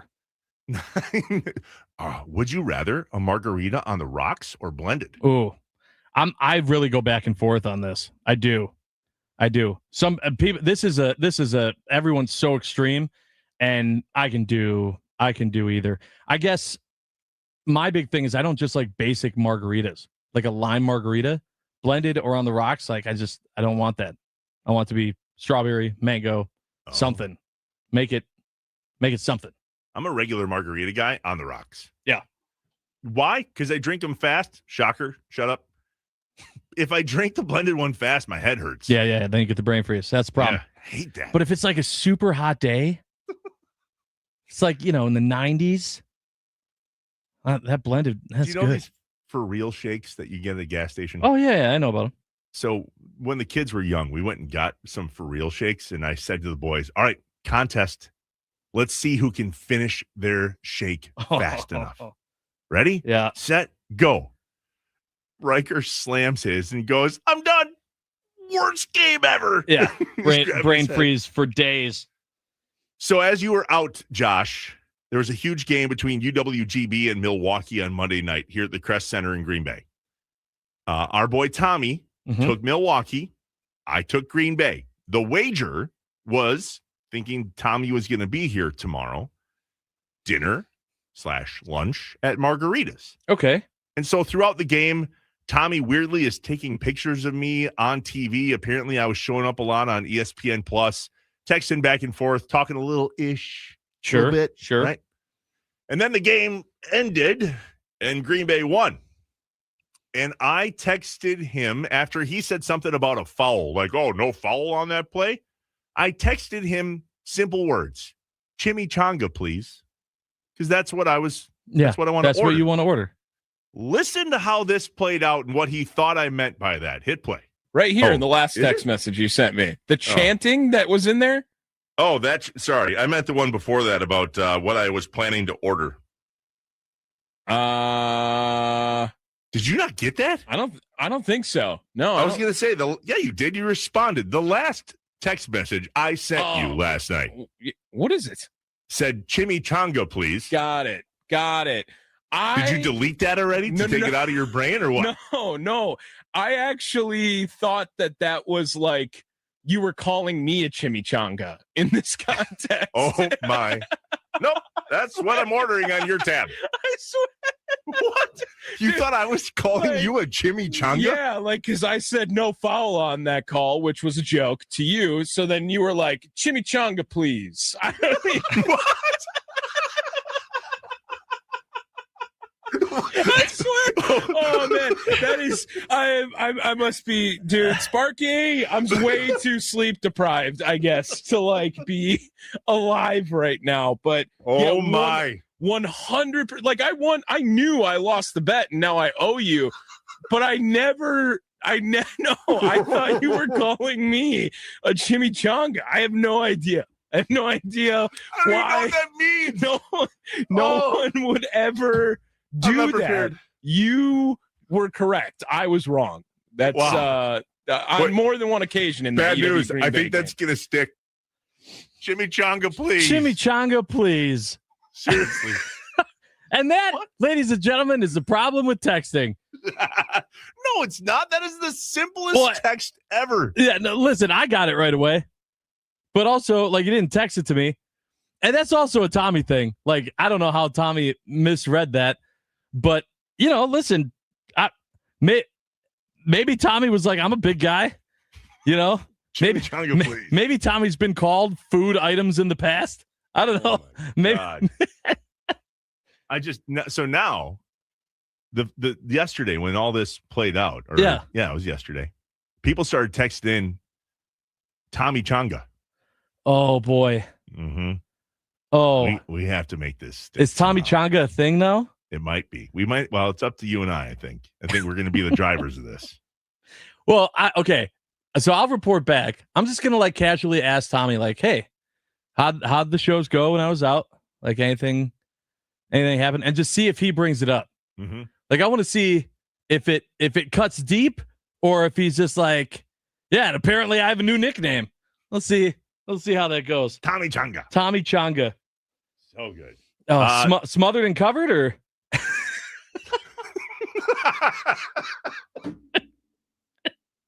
why does that sound so dirty? I don't know.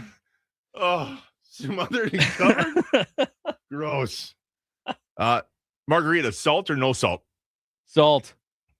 Put all the salt on it. Cover the whole glass in salt. And hand it to me. Absolutely. All right. The best segment in Wisconsin radio is a mere moment away. Doug Gottlieb will join us here on Inside Wisconsin Sports with Trevor and Josh. We're live from the Wisconsin Sports Radio Network studios, powered by the Potawatomi Sportsbook. I will ask Doug if he's got anything going on tomorrow between 9 and 2. Want to come hang out at Margarita's, bud? He seems to be a guy that never has anything going on. So Chimichanga on me. Doug Gottlieb is next on Inside Wisconsin Sports.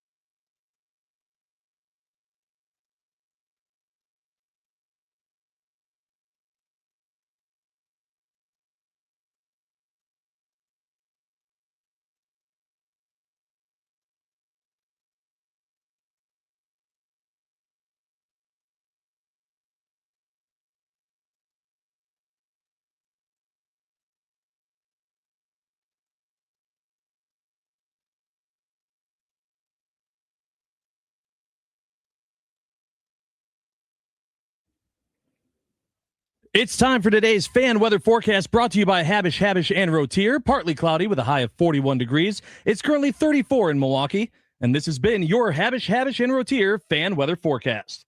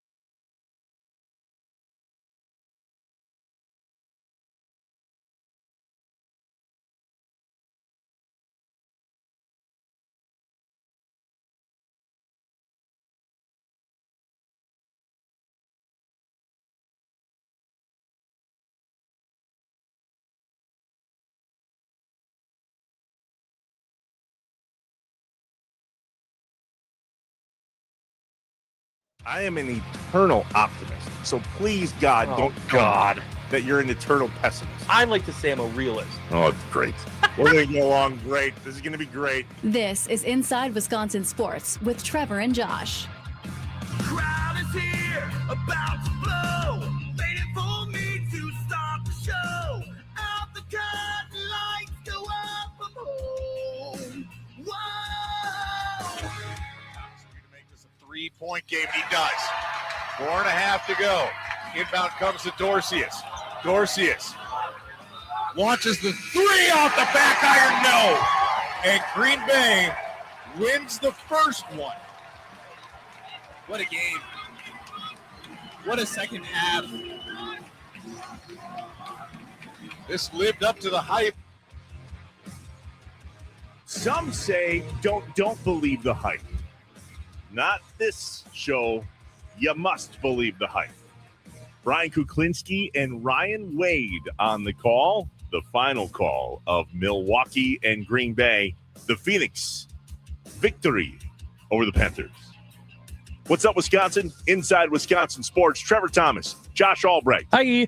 Live from the Wisconsin Sports Radio Network studios, powered by the Potawatomi Sportsbook. Joining us now on the Wisconsin Sports Radio Network guest hotline, powered by Gruber Law. One call, that's all. Apparently my biggest Facebook fan, Doug Gottlieb. DG, can you hear us? No, I can't hear. Dang it. Can you guys hear me? We can hear you. Oh, I can't hear you because Keel Gans just called me on my phone, my assistant coach. Man, and now I can't hear. I'm going to disconnect and reconnect. Let's try that. Sounds good. Damn it, that was supposed to land really great right there. So, wing and a miss. Well, I'm going to do it again. Okay. I'm going to do it again when he comes back. Yeah. Yeah, that's fine. Don't you hate that, too? When you have, like, such a good setup? That was perfect. Yeah. Based on how much he was absolutely all over me last time we talked to him. Kick him out of the studio on your end, Josh. That way there's, I don't know if you, did everything freeze on the StreamYard now? Are you frozen too? No? No. There we go. Okay. He's out. Hopefully he comes back. He'll come back. That's technology, man. Yeah, the perfect setup. And then it was done land. You wouldn't believe how much him getting all over me about that whole card thing has popped up in my. Can you hear us now? Yeah, I'm sorry. I had perfect connection, and then, Keel Gans, I sent him to do one task, and he had to, I asked him to pick me up coffee today because that's it. No, because I've been, like I'm on a budget now, right? So I'm not stopping. And then his brother-in-law and sister-in-law. Have you guys been to Compound? Trevor, you been to Compound? I haven't been to Compound, no. Oh, they own Compound. It's on Main Street on the east side. It's fantastic, but they closed for a week. I don't know. Think about the rest of us. We need our coffee, right? So, anyway, that was the reason. My first question for you was when you couldn't hear us was, how's my Facebook page doing? Seeing anything new? I have not. I've not been on Facebook. Did you change something? I haven't posted since because now I'm afraid to, based on your feedback from last week. You're in his head. You're in his head, man. All the Christmas card chatter really created a little stir in my life, so thanks for that. And by the You're way, welcome. You're welcome. I mean, listen, I know reading is essential, but God, if I wanted to read a novel, I know where Barnes and Noble is. Okay, well, I'm a novel writer. I do. I get a great story. I know you want to talk hoops and our win the other night, but can I share you the greatest story ever? Please do. I see Josh wearing glasses. Yep, so every day. I've been fighting this getting a Wisconsin license thing since I moved here. Yeah. Right. Because technically I own a business and property and things in California. And a year ago, actually, this is the anniversary of the Palisades fire. My car burned up. Somebody had my car, was to keep an eye on my car, and it was close to a fire, and they went running and it all melted up. So anyway, I've been to the DMV in Green Bay. I think it was 5 times. And again, part of it's my fault. Part of it is a lack of understanding of what's needed, because these are little things that I haven't done in life a great deal of. But, you need like 2 pieces of mail that are, so they validate your address. Yep. Apparently you need your birth certificate, you need your passport. And then I need to clean up this fine I had because I hadn't had my license. So it got to the point where I got to get this thing done, like ASAP Rocky. So Friday, we get back from Fort Wayne, and we get up, and my son and I take my son ice fishing. I'd never been before. We had a guy named Clint set us up over on Shawano Lake, and I learned about tip ups, and we caught some fish. We fried them up, we ate them, but that was like 8 a.m. until 12:30 noon. We didn't do the all day thing. So I dropped my son off. He's like, dude, I need a nap. I was early wake up, and I go to the DMV. So there's a guy who, it's like the second barrier or whatever. He's like, just come back. Next time you come back, bring your passport. I'll get you all settled. So I come back, I go right to him, and he's like, that was like a week ago, dude. You got to go back through the line. And I look at the line, and I'm like, oh my God. So I get there at like 2:45. I get to see him at 3. And he's like, don't worry. If you get in the line, you're going to get help. And I was like, what time are you close? It's like 4:45. And I was like, there goes my afternoon. Fine. So literally at 4:42, they call my number, and I go up and I start to present my information, take my picture, blah, blah, blah, all those things. Checks my passport, looks at my mail. I brought 5 pieces of mail just to make sure 3 weren't the right things because they were production ink, whatever. I'm about to tap and pay the $42. And, sir, you're going to have to take a vision test. All right. I mean, I've taken vision tests before. I do wear glasses, but it's for distance. And it's really because I can't see some of these bad scoreboards at gyms. The numbers can look a little wonky to me. And then driving at night. I look in those goggles, and it might have been Mandarin. I don't know. Might have been Mandarin.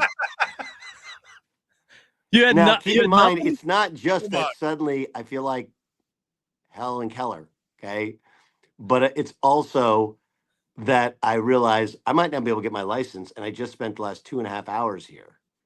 And yeah, so I'm like negotiating, like, listen, just check. I need to wear glasses. So I pull my eyes off it. I can see a little bit. I'm kind of guessing. I'm just throwing out letters. The symbol for boron. I don't know. Yeah. Right? Yeah. Q. So finally, she's like, sir, you're just going to have to come back Monday. Oh. No way. I look and everyone, there's like 15 people left, all at these counters. None of them wearing glasses. So I just yell out, does anyone wear glasses for distance?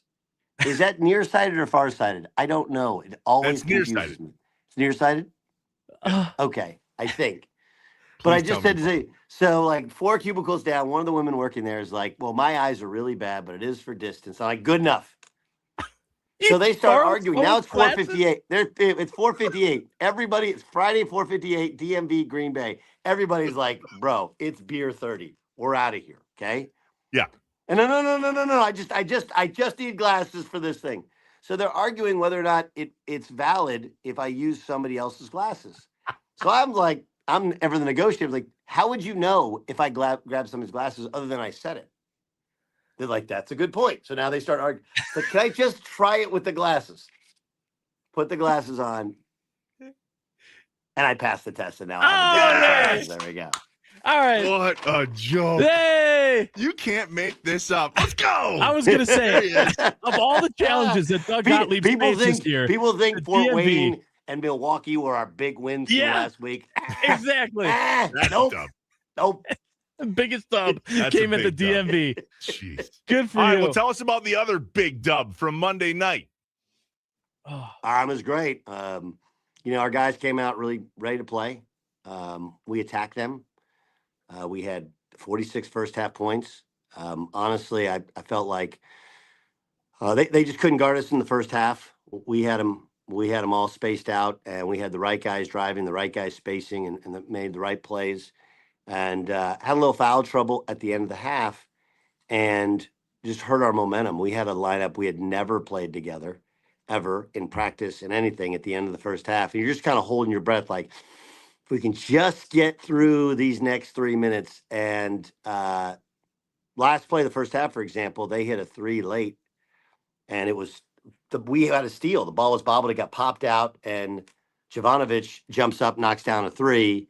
And so it goes from 17 to 14. You're like, bad sign. And, they came out on fire in the second half. Our guys were not great against pressure. Our guys got sped up. Preston Rudiger committed his third foul was that was his dumbest to date. He had one similar where he just kind of got frustrated and pushed Dorcius. I don't know why. His fourth foul was questionable, but I thought it was an evenly officiated game. It was a similar play at our end, like 2 or 3 plays later. So I can't fault the officials for it. He's got to put himself in a better situation. And we fell behind by 5, but LeBron Thomas made an unbelievable steal in transition. We turned the ball over. He got it back for us. We get a bucket. We retake the lead and hung on and won. It was you were there, Trevor. It was a good college basketball game. Unbelievable. Yep. Right. It's the reason that, like, when people talk about college basketball games, and it's hard now because a lot of the crowds aren't the same. The players are changing names, changing schools, whatever. How many times you said, hey, I remember this game 5 years ago, 10 years ago. That's what that game felt like. We came out and punched them in the mouth and really had them changing their lineups and playing a different way. They played kind of like we played. They spaced and hit a bunch of threes and 10 of 22 from 3, played great basketball. So I obviously enjoy it talking about it now because we won, but I would think that any of the 2,000 people that showed up thought that was a well worth my last 2 hours and 15 minutes or however long it took. So my question in regards to the game is, do you now have someone on your staff trying to dig up past tweets from other teams to try to motivate UWGB to find that energy to keep winning in the conference? No, listen, if we want to go on Twitter, there's plenty of receipts.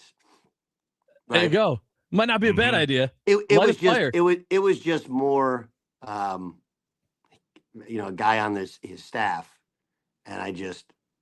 And really, I talked about it with my guys last year. Obviously, my staff has changed. Like, I don't care what you think. Like, you won't know who I like and who I don't like. There's people that we are rooting to, like you root for great things to happen to, and there are people that you don't mind when they lose games. But you don't do that. I just don't think you do that. My guys aren't going to do that, and it's the old. And Trevor knows this. Like, people kicked us when we're down. Me specifically, and. I don't understand why, if I haven't personally affected, like if I did you wrong or some point in life, which I think there's probably 2 or 3 people on earth who might say that and have legitimate arguments for it.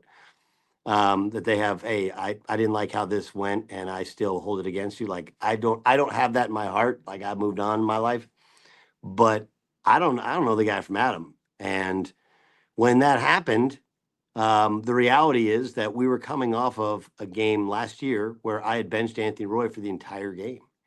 And the way our program is going to work is, and like, look, we could have beaten Cleveland State with him last year. We probably could have beat Milwaukee if we weren't all screwed up in that game. And a lot of it was because of how I was trying to get Anthony aligned with how I thought he needed to, if he wanted to lead, if he wants to be the leading scorer in the country, there's a certain way in which you have to purport yourself. You got to be on time. You got to be early. You got to be less negative towards your teammates. I would think that a coach would support that and understand that it does screw up your team. It does screw up your chemistry. And, but they chose that moment, or he chose that moment to kick us when we're down. And it didn't sit well with me. And his apology wasn't good enough for me. So we moved on, and I had it in my back pocket. We kind of privately used it to motivate us. We didn't need that to motivate us to beat Milwaukee. They kicked the hell out of us last year here. Yeah. We were not a good enough basketball team. We had to get better. We had to get tougher. I still don't think we're tough enough, but we're a far better version of what we were, and we're going to keep getting better. That's the whole idea of this thing.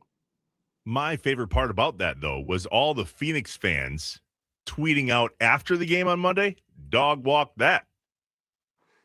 I mean, look, that's what a rivalry is about, right? And I'm sure they're going to come and try and, get back to Milwaukee basketball, play rough and tumble at their place. That's fine. We didn't play as well as we could either. So that's how it's supposed to be. I don't mind a little trash talk. But, yeah, the expression that I've used in our program is you got to walk the walk. You're going to talk the talk, you got to walk the walk. And they didn't walk the walk the other night. I want to, speaking of rivalries, Doug, Packers-Bears, round 3, coming up on Saturday night. We've been on Inside Wisconsin Sports with Trevor and Josh. We've been talking about the Bears for 6 weeks, I think we said. It's just been nothing. It didn't matter if they were playing the Broncos or the Ravens or anyone. It's been Packers-Bears.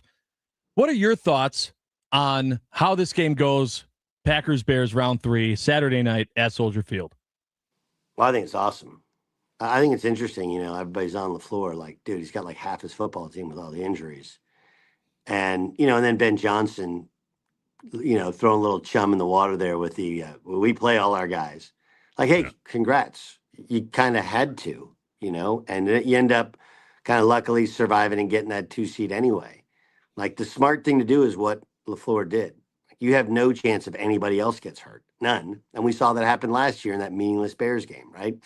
So I'm excited. I'm excited for the Packers because I don't think it saves the season, but a season that began with such hope and the legitimate thought of a Super Bowl.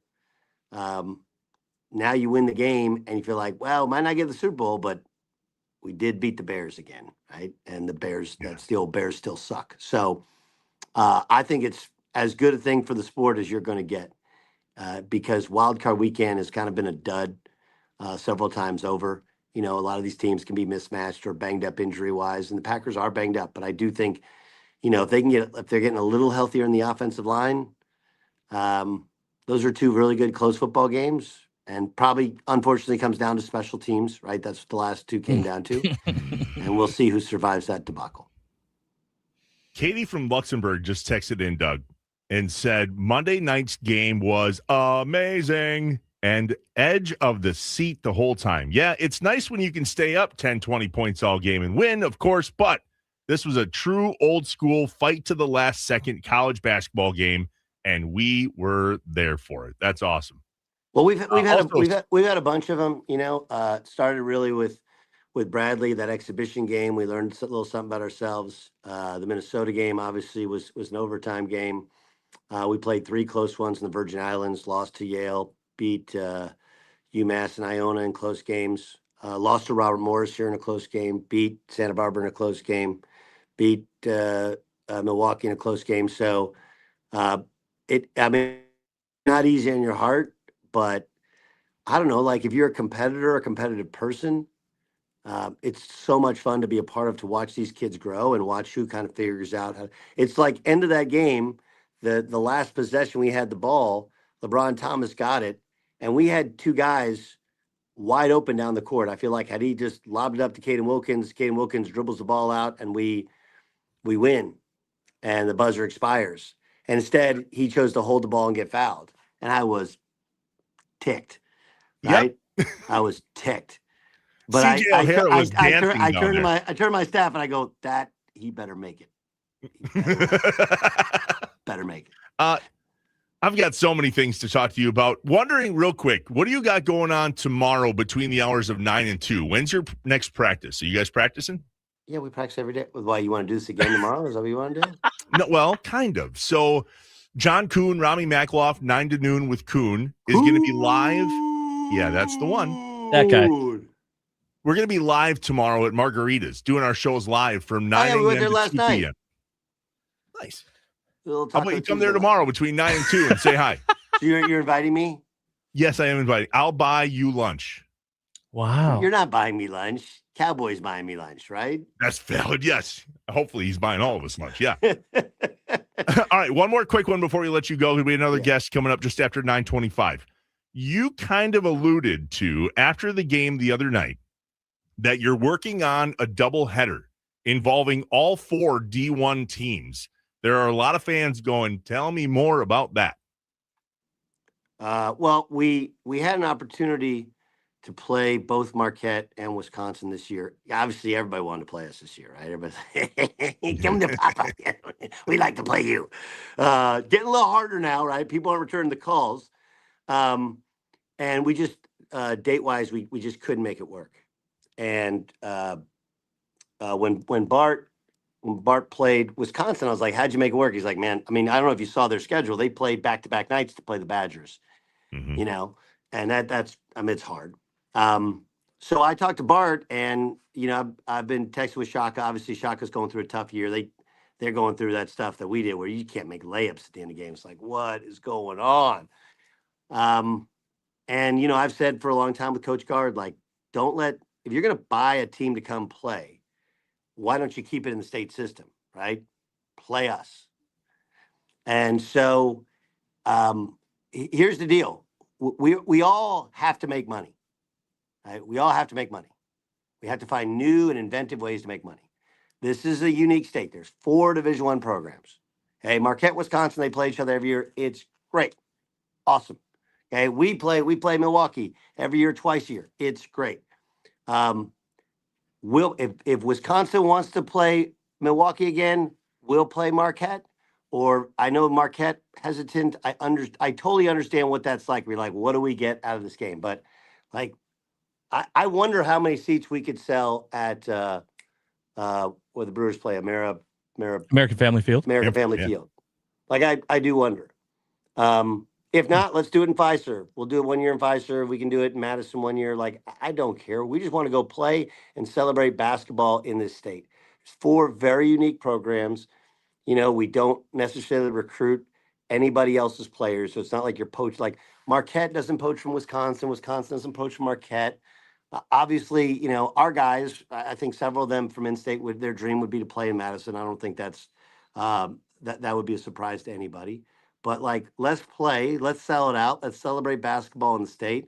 Let's do it somewhere during Christmas break. And we can rotate sites if we want. And let's raise some money. We'll get some title sponsors. I'm sure the Grubers will be on board. You know, we'll call Big Dave. We'll call, you know, Bergstrom up. We'll call all the state people. And let's, like, celebrate our state. And if somebody doesn't want to play, that's fine. I got Illinois on speed dial. We got Minnesota on speed dial. They can come in and they can play here and make some money and recruit Wisconsin players. But I think there's plenty of Wisconsin players to go around. We want them all to come back through the portal. We want to recruit them out of high school, and we want to celebrate our state. So yeah, you're waiting. Like, I think today is the day where I text Coach Gard. Right? They kicked the hell out of UCLA. Now's the day where I go, hey, what do you think about? And then I'll wait. If Shaka wins tonight, then I'll hit Shaka via text. You don't want to hit it. This is a big thing, okay? Don't ever text a coach about scheduling next year after they've lost a game, because it's like the biggest DB move ever. Yeah, ever. Smart. Ever. Dude, we love having you on the show on Wednesdays. We'll see you again next week. Hopefully we see you tomorrow at Margarita's. It'd be great to have you out and chit-chat a little bit. And remember, Josh and I are both coming to the game on Friday night. Yep. Clear your schedule after the game on Friday. Wait. So, Josh, you're coming up for the show tomorrow? No, I'm coming up on Friday to see the game, and then hopefully hang out. I don't know if you're afterwards. coming up and staying up or going back or whatever. Someone's gotta be here and do some work.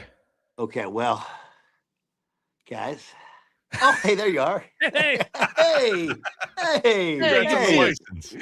I'll definitely see you tomorrow at Margaritas because I got time in my hands. Now. Yeah. People are like, you gotta do it. Like, I don't know what to do with myself with all this time in my hands. Go walk Lombardi. I will. There you go. Lombardi. All right, buddy. Happy Wednesday. We'll see you tomorrow. Happy Wednesday, guys. Thanks, DG. The Wisconsin Sports Radio Network guest hotline, powered by Gruber Law. One call. That's all.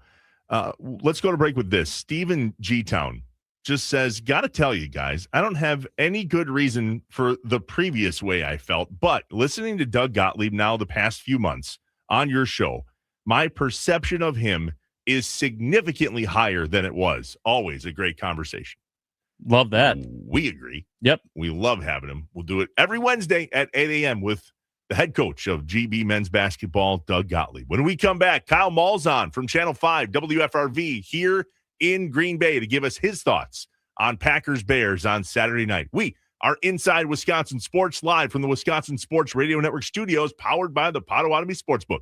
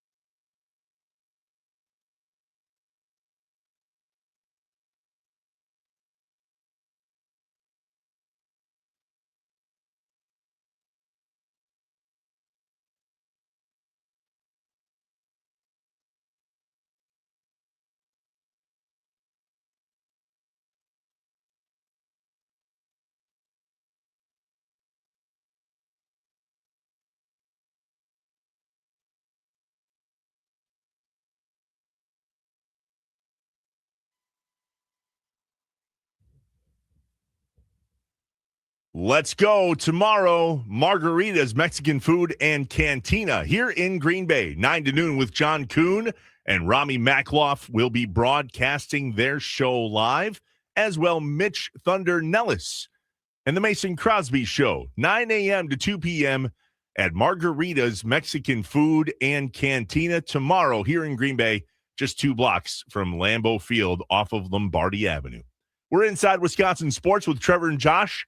And joining us now on the Wisconsin Sports Radio Network guest hotline, powered by Gruber Law. One call, that's all.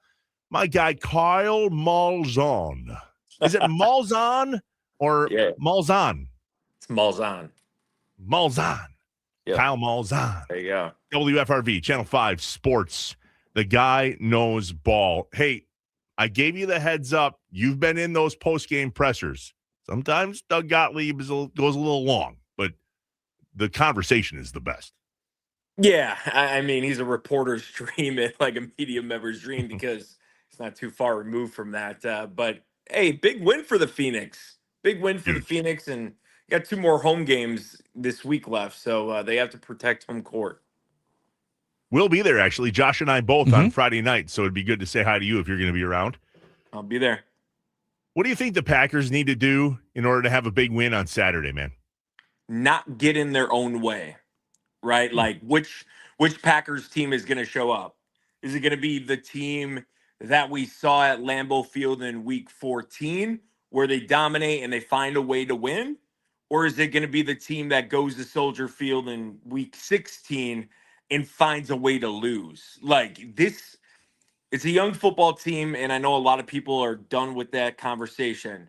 But at times this season, they sure play like a young football team, and you can't have the penalties you can't have penalties. You can't drop passes, and you got to play a clean brand of football if you're going to want to come out with this, because in the playoffs, everything is under a microscope.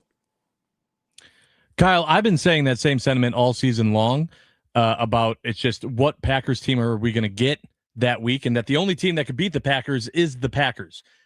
I feel like that changed a little bit against the Ravens, and then you kind of started looking at, well, where is this team at right now? Do you feel like that argument of, as long as the Packers don't beat themselves, and which team do we see still applies at this point? Because I don't feel like we've seen that good Packers team in quite a few weeks. No, like I was talking to somebody the other day and they were like, who do you think is going to win? Because every time somebody comes up with you in the community, they're like, what? They want to talk Packers with you, right? And I'm like, you know what? They've given me no confidence to pick them right now because they haven't really shown up. But to your point, like, yes, I think the only team that can beat the Green Bay Packers are the Green Bay Packers. And they have a big test on Saturday in Chicago against a Ben Johnson team and that's led by Caleb Williams that they want this one, right? They want this one. So it's going to be up to, like, are you going to lose? Are you going to lose out 5 in a row and end the season and have another brutal ending to a year that under Matt LaFleur? Or are you going to find a way to, because if there was a year to rally the troops and make kind of a weird playoff run, I think it would be this year, considering I don't think anybody can tell you who the clear gone favorite is in the NFL right now. It's wide open. It is wide open. So it's up to the Packers to make some noise here. We've talked a lot about the injuries. You've covered all of the injuries, and yet somehow it's always a next man up league. Even with the injuries, Kyle, do you think the Packers can put something together here? Well, it's interesting because, like, remember when they lost Tucker Kraft? I think it was week 9, just off the top of my head. And this offense didn't look right after. Like, you go to the Eagles game and you go to the Panthers game, and they couldn't get anything going with the offense. But then they figure it out, right? Where they lost Micah Parsons in the season, late in the season, like, that's a real thing. Like, when you lose a guy. And so I don't know. It's interesting because You lose Micah Parsons, and yes, you've lost a lot of other people, but your pass rush isn't good enough to get home. Your corners on the outside aren't good enough to cover guys. Like this defense right now is getting exposed, and I think if the defense isn't hitting that, what do they say, 20-point threshold that they set earlier in the season, then the offense has to hit. They just have to go toe to toe with Chicago and outscore them. The injuries have been brutal. Like you'd say it's an excuse, but it's the reality, right? It's the reality of it. I don't know if they can overcome it. We'll see. They haven't so far, right, in a 4-game losing streak. So then we saw John Harbaugh. He didn't get fired, right? He parted ways with the Ravens. And the big discussion there, a lot of the points we saw Stefanski get let go, was these are all the teams that after week 18, they didn't make the playoffs. Packers made the playoffs. Do you think that them making the playoffs was truly enough to where even regardless of what happens in this game, Matt LaFleur is safe, or are we going to still be having those conversations based on how this game goes on Monday? Oh, I go on and on about this because I've been talking a lot about this in the office. I'll start off with this. I think Matt LaFleur is a really good coach. So smart. He would be hired in an instant. But sometimes just things can run a course, right? It's not one party, it's not, the other. It's just the reality of the situation. Like Mike Holmgren was here in Titletown for 7 seasons, right? And he went to 2 Super Bowls and won 1. Now he had Brett Favre, who was playing at an MVP level, and he also had Reggie White, but Matt LaFleur has had Aaron Rodgers, who had 2 MVPs, and he took the ball right out of, Aaron Rodgers' hand in that 2020 NFC Championship game. So this is his 7th year. I think they bring him back. That's just my gut feeling. But I could see why they would want to change. Like some of those season-ending losses have been absolutely brutal. Right? You go to 2019, you knew that San Fran was going to run the ball down the Packers' throat, and they get ran out of San Fran. 2020 NFC Championship game at Lambeau Field takes the ball out of Aaron Rodgers' hands late in the game.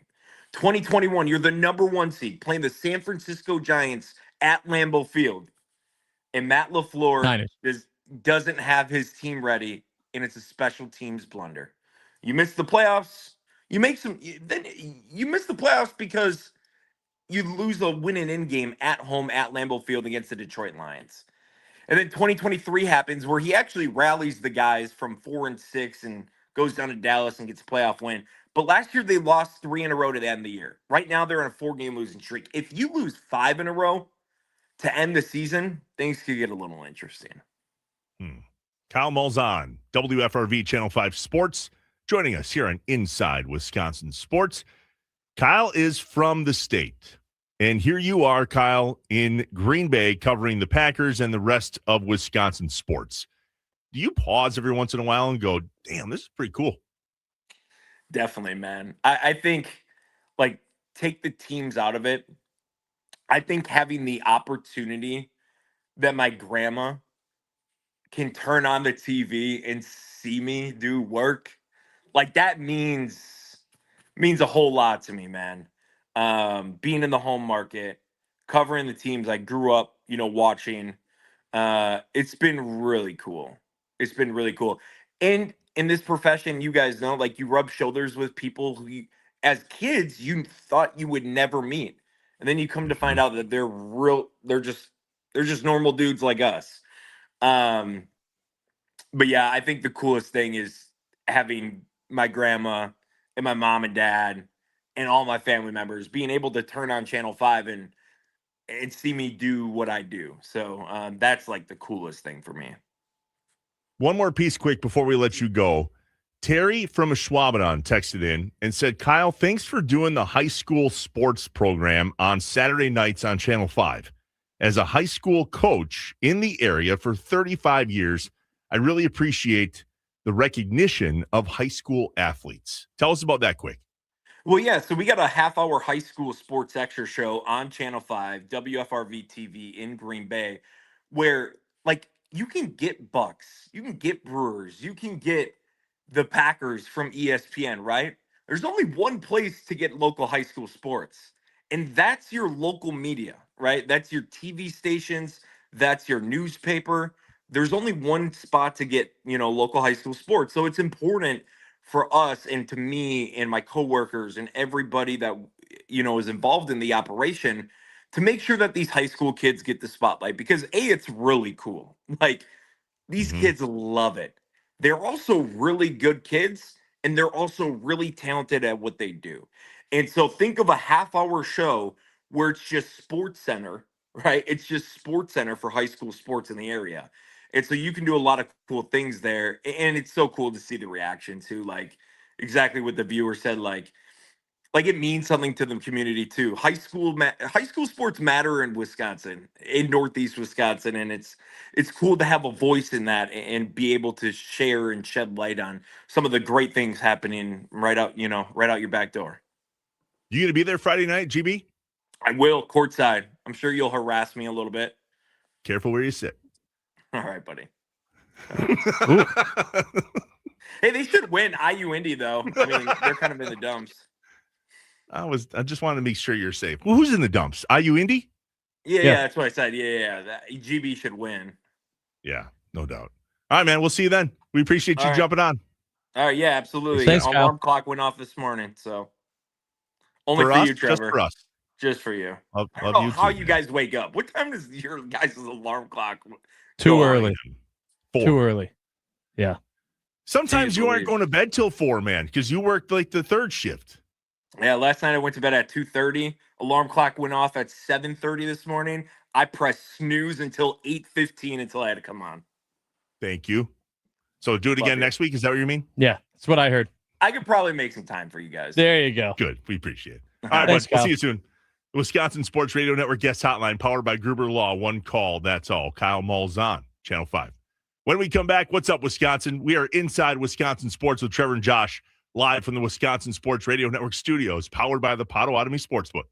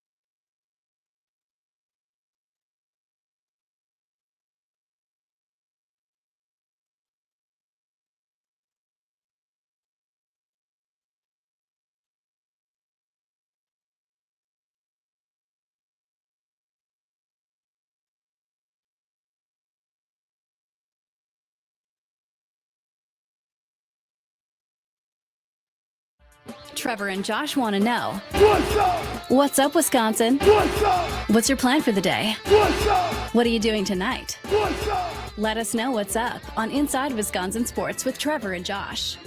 The Nicolay Law Fan Talking text line, 414-677-1250. What's up, Wisconsin? What are you doing tonight? Watching Bucks, watching Marquette.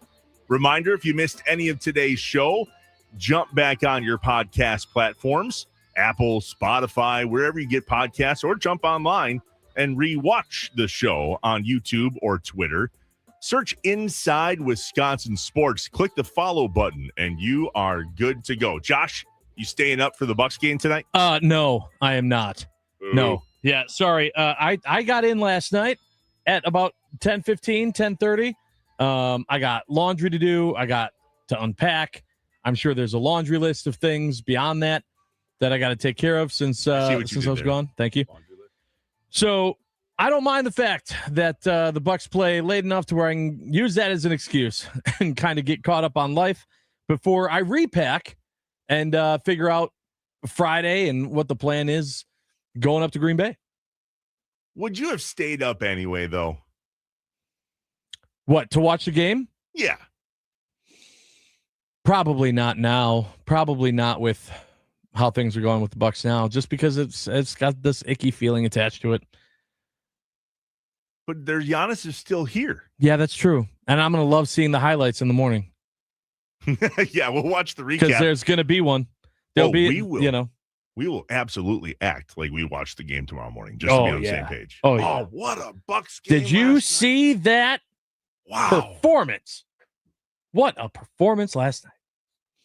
Margaritas, Mexican food, and cantina tomorrow, 9 a.m. to 2 p.m., 9 to noon, with John Kuhn and Rami Makloff will be there, plus Mitch Thunder Nellis coming up to Green Bay. And the Mason Crosby Show live from Margaritas from 9 to 2. Would you rather guacamole or cheese dip for your chips and salsa edition? Ooh, like queso. Well, they have a margarita dip there that is like mind-blowing. So Yeah. it's a queso dip, but it's pepper jack cheese. Yes, that. Yeah, give me You're that. a guac guy?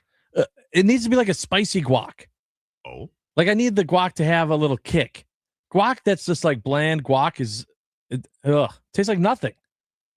It's very possible to do guac wrong.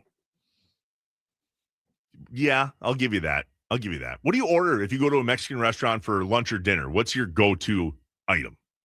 Well, I don't like to choose one item, so I do like a combination plate. Do something. you? Yeah, I look at the combination plate of, all right, what's giving me an enchilada, chimichanga, and a taco? Give me those. And what meats do you want? Well, put beef in one, put chicken in the other, and give me, pork in the third one. Which one do you want? I don't know. Surprise me. 3 meats and some type of fried flour 3 different ways. Perfect. Sounds good. With a blended margarita. Sure. Or That's what I'm not picky. Like I said, I can go back and forth. If it's really, really hot, then I usually go blended. Are you like me where you totally overdo the chips and salsa and then need to box up half your meal? Yeah, but I also love the chips and salsa. Like, that's probably the reason why I'm going out to the Mexican restaurant in the first place.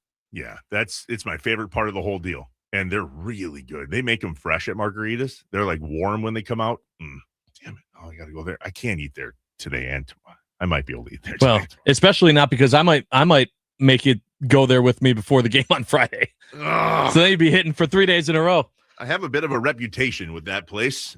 I'm there a lot. I'll put it that way. There you go. I'm a chimichanga guy. Shocker, I know. Oh, I thought maybe you were a Tommy Changa guy. Tommy Changa. Cannot wait to ask him about that when he comes in. Chimichanga, please. Hey, anything happened, bud? Funny? Well, bud, welcome back. Good to Thank have you you. back. I got to go back. You did the show on the 2nd, right? But I wasn't on that one. So Correct, I got to that go back Friday. and just look at what hat you wore. And then I got today's written down. Do you? Okay. Yeah, I mean, it's Mickey Mouse. Yeah, I would love to see how long you can keep that up. Challenge accepted. Because that's not an easy task. That, to be honest with you, if you can do that, I don't know that there's a New Year's resolution that stands in your way. Oh, yeah, that's a bit much. You're asking a bit much. Lower your standards. Tomorrow, 8:25, Caitlin Sharkey of WGN will join the show, and we'll get that side of the Packers-Bears matchup heading into Saturday night. Can't wait. Our thanks to Doug Gottlieb, as always, every Wednesday. Happy Wednesday is happier when Doug Gottlieb joins us at 8, plus Kyle Malzahn from Channel 5. We appreciate it. All right, Wisconsin, we will see you tomorrow morning, bright and early, 6 a.m., inside Wisconsin Sports with Trevor and Josh. Because we're not done yet.